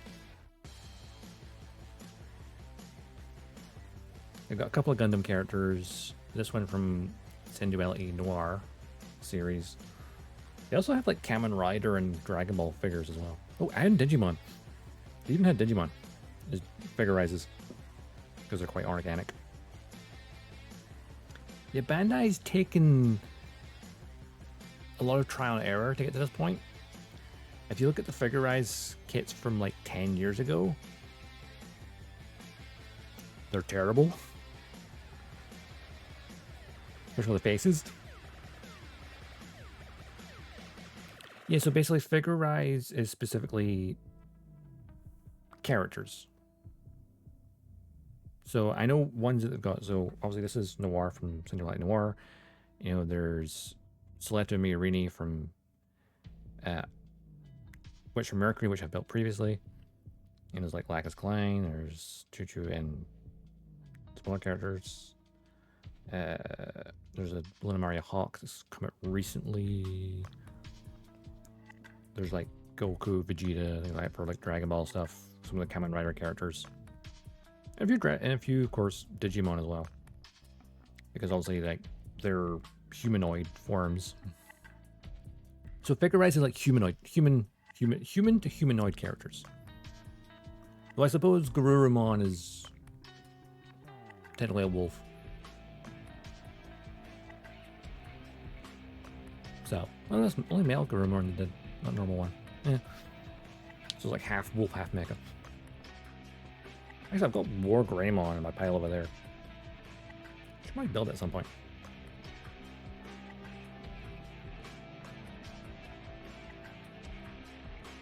But yeah, it's primarily character kits, which is weird. I was saying like to Finn earlier.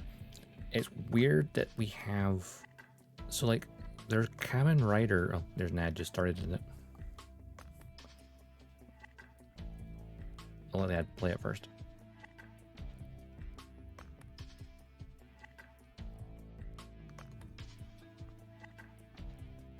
Let's do the legs next.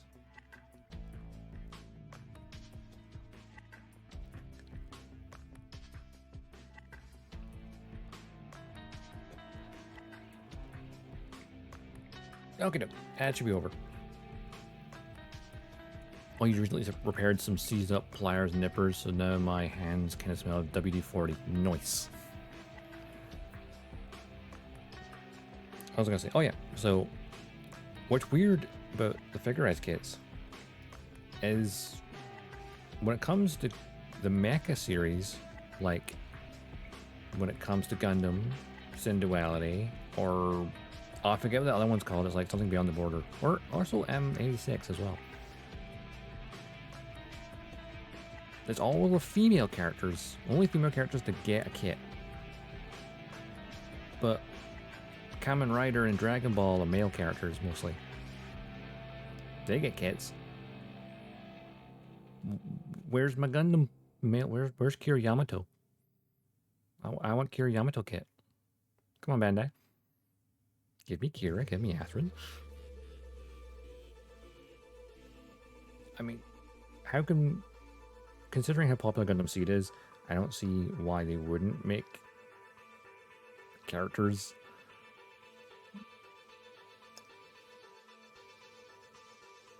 Yeah, but it's weird, like, they make the waifu kits, but they don't, but then Dragon Ball kits have Goku, Vegeta, and all that.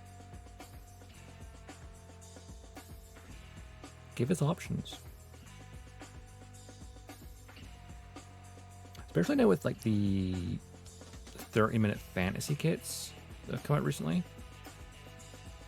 Because obviously they're kind of, you know, they're meant to be humanoid-ish. You know people want to kit bash that with a dude kit. You know, just swap out the head for a human head. You just want to buy a Synduality game?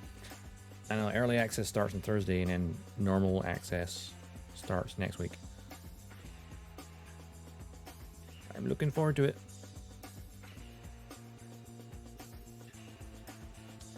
Yeah, things are expensive. I mean, the standard edition isn't that expensive.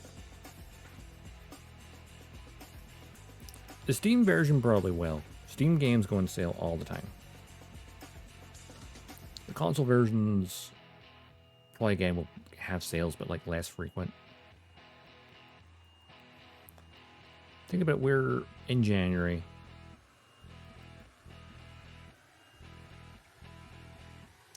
Ending curse debuff, yeah, I forgot about that. That's the thing, is like, yeah, the standard edition of Synduality is £40, I think it was. 35, 40, something like that. Some kids never go to sale? It's Bandai though, they did have Gundam Breaker on sale not long ago. I don't think it was that much of a discount, but it was on sale. The Bandai definitely put things on sale, but maybe not as massive a discount. Near Automata? Yeah! Thing is, like, I streamed it near like 2-3 years ago now. And like, I originally started playing on the Game Pass, then they were removing it from Game Pass, so I was like, oh well, I'll buy it. And of course, it was on sale. That's the only time it was on sale. Is when it was getting removed from Game Pass. So there was a discount if you had the Game Pass. Like, hey, this game was on Game Pass. It was like on sale, and then there's a discount like, on top of that for Game Pass as well. So it was actually reasonably priced. But that's Square Enix. Square Enix don't like doing sales.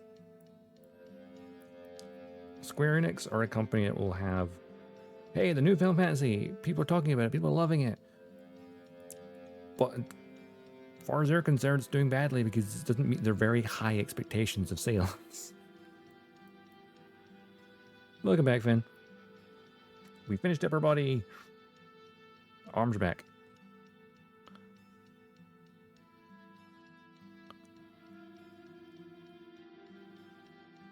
And of course we have this dummy here, which I won't attach because I need to put the dress on top of it. I mean, I could attach it and I have to just detach again. But it's kind of interesting that it does have that much detail on the surface, despite it's going to get covered by a dress. Which, I mean, in this case, not that terrible an idea because depending on the angle you view it at, you would probably see some of the detail, you know, depending on what angle you're looking at.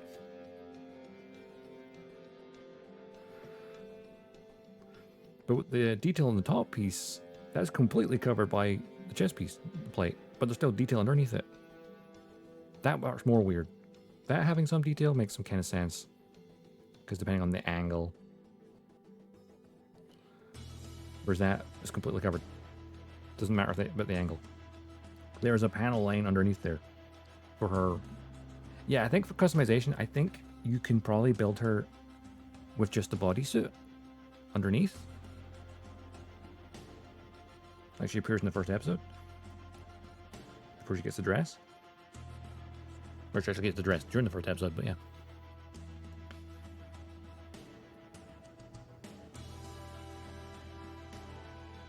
So, which kind of makes me want to buy another one to build it with the bodysuit.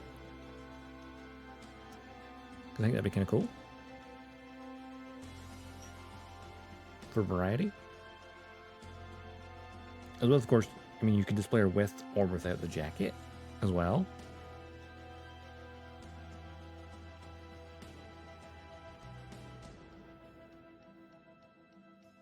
Yeah, people can customize their Magus in game as well.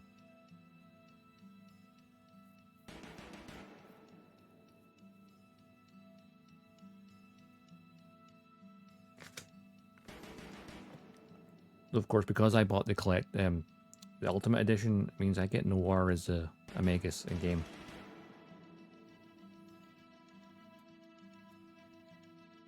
Or at least via the Ultimate Drifter Pass. Not sure if that did an unlocker as well, but probably not their initial creation, but it's like a bonus. Will you also make the mecha? Yes. Floating alongside. She's not the same scale, so it wouldn't look right. But I could position her in the right position, like I could position her further back on the shelf, then yeah, that could work. Though, I don't. Then grab the box for the daisy.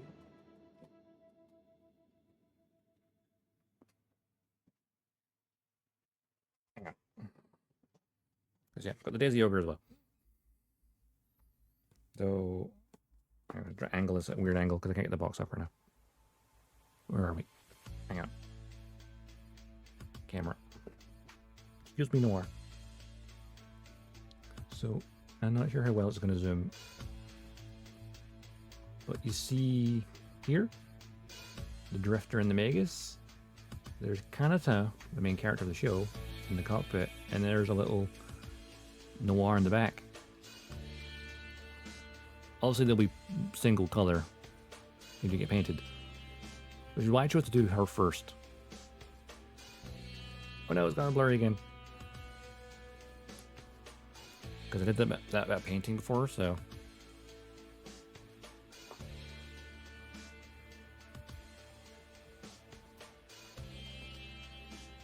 It's a really cool design.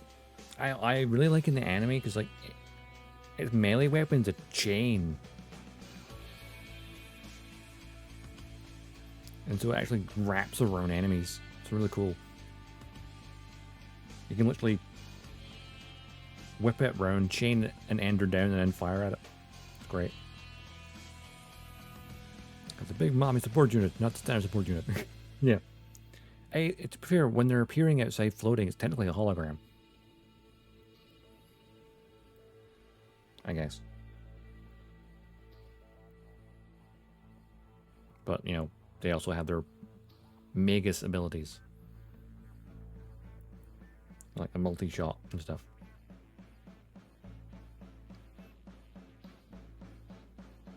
Something I wonder, having watched part of the anime so far, I wonder if, you know, I wonder if you'd have her abilities from the anime. Because they're not the ones that were in the network test. Her abilities are slightly different.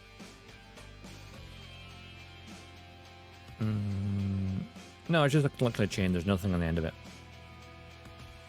It's a chain for, like, subduing enemies.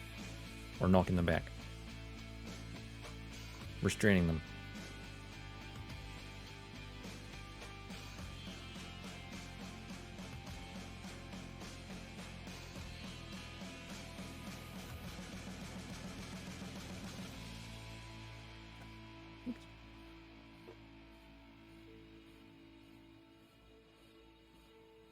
Looking forward to building the coat part, because the coat is, like, kind of cool.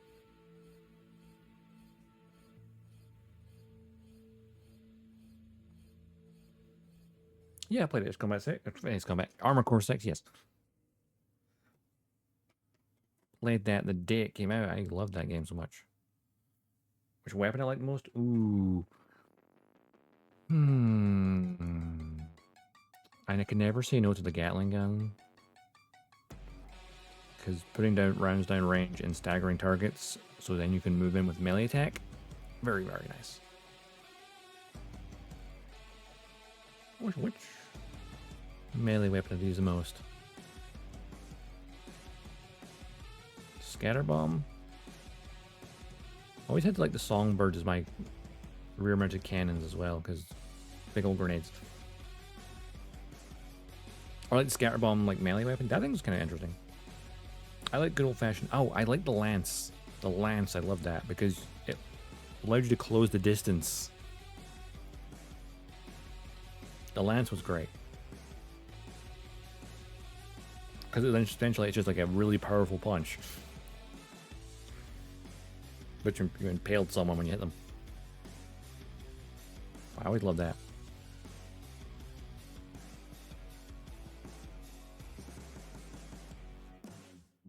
Yeah, was it laser lance? Yeah. Okay, it's been a while since I played it. But like, yeah, the laser lance thing. Good fun.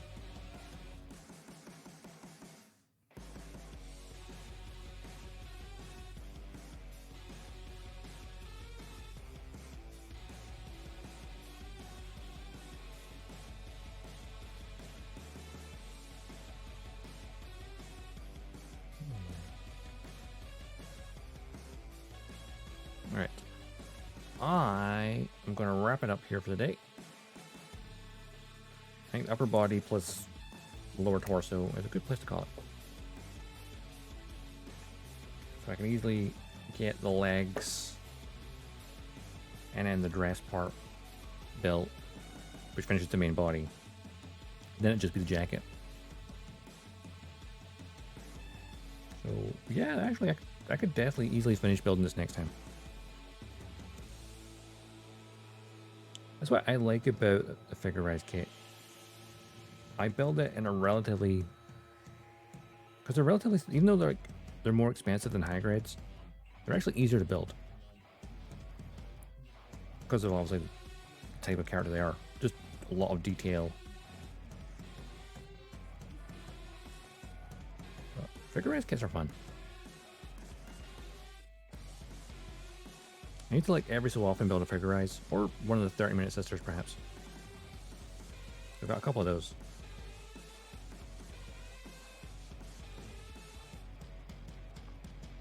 Oh, sliding sideways, just fire rockets everywhere. Nice.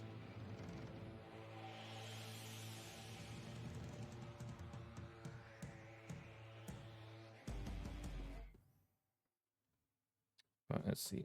Wrap this up here, and of course, next stream will be Thursday. Yeah, boosting, sliding sideways. I know what you meant.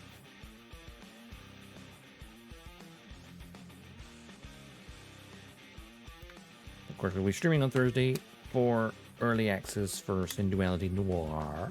No, Noir, sorry. Synduality Echo Veda. This is from Noir, the anime series. And then I think the aim after that is like alternating between. So we'll probably then finish Noir on Friday, and then also play more Synduality on Saturday. Because those are the days I have free. And I guess then probably XCOM the following Tuesday, maybe.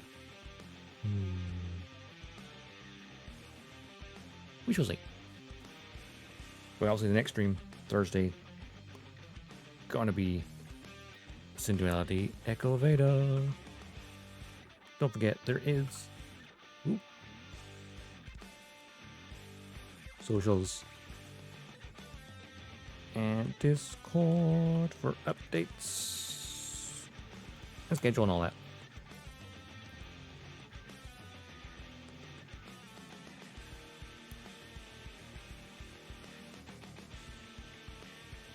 Oh yeah, I'll be able to fully do the hangar now.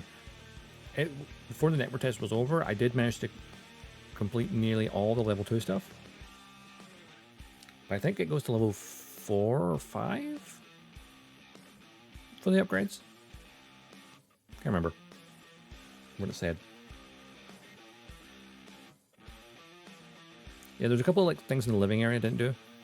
But as is in the main stuff, I did all the level 2 stuff for the assembly area, the thingy area. But like when it came to the living area, I did most of it level 2. There's a couple of small things like shells and stuff I didn't get done. Yeah, it was locked level 2 for the network test. I know they said on like Twitter at some point, it was like, now go to level 4 or level 5. I forgot what they said.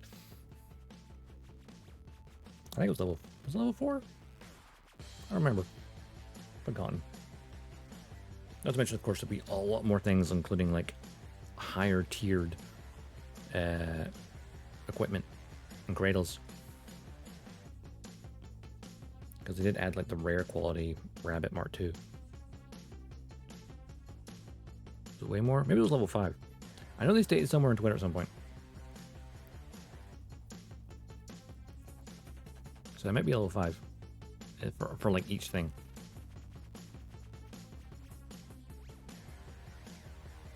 So lots of stuff to work on and grind. Yeah, they added the end at the end of the network test. I feel like they should have maybe added it in halfway, but they put it in quite close to the end. It's like, no, you could put it in earlier because only the people who stuck around were gonna get to try it.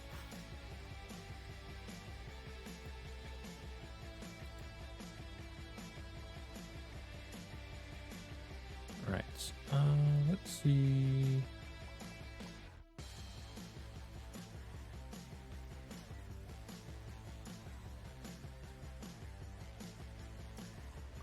Whom to raid? Yeah, I never tried it myself, but I did obviously because I went to the southern area. Because like the last time we streamed it, I basically left the organization, went rogue. So I got to try it some. In the southern area, there's different, or at least in the network test, there was different cradle unlocks. So they both had access to the Bowie one, which was the rabbit and stuff. But then the Shin stuff was in the northern region, and then was it Julia or something? It was in the southern region, and so there was other cradles available, same sort of stats, just different visual style. One had a giant mohawk. It was really cool. I literally called the mohawk, which was funny. So I wish to see like what unlocks and stuff. Yeah, Rogue Faction Max, yeah. Some of them look really cool. I think there's gonna be a lot of stuff to look into.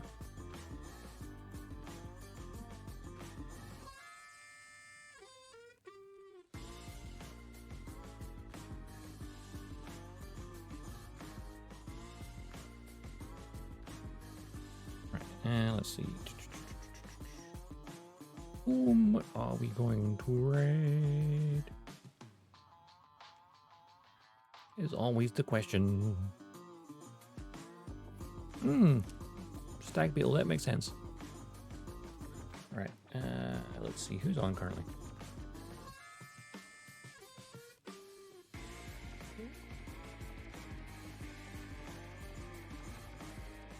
It's only like 5:30, so let's see.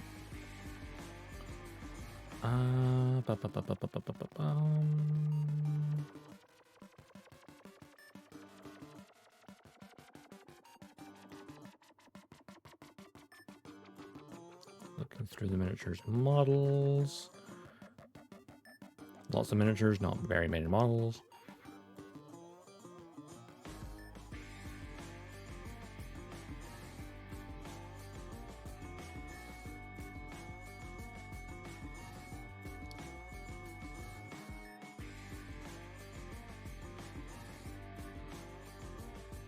Just search the Gunpla tag in general. I think a lot of people still streaming the makers and crafting area.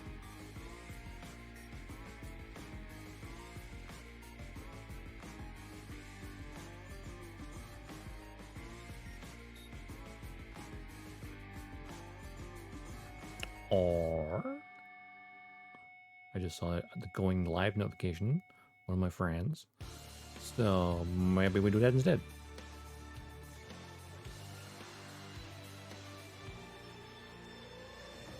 I think I'll do that. I just saw Daddy Bun go live, so where's Daddy Bun? They're a lovely, lovely person. Right. Go to the screen.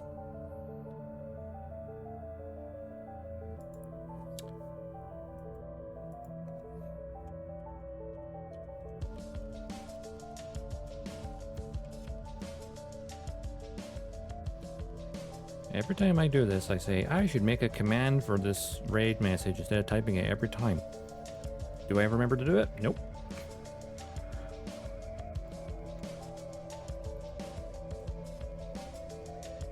Alright, let's go. Raid channel. I've copied that properly. Remembering this. Yeah, I forget things like a cool person. 99.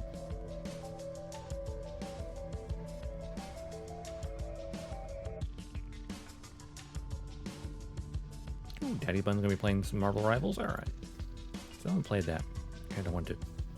Like, I'm gonna like, do I really want to play? Memory loser, yeah.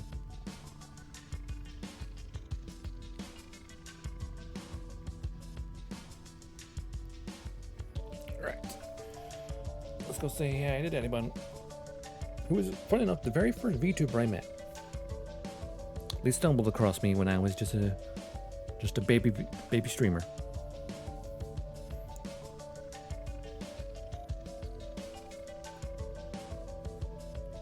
Right. So, we'll be back on Thursday for Synduality Echo Beta.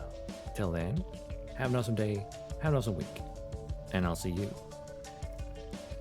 around the cosmos. See ya.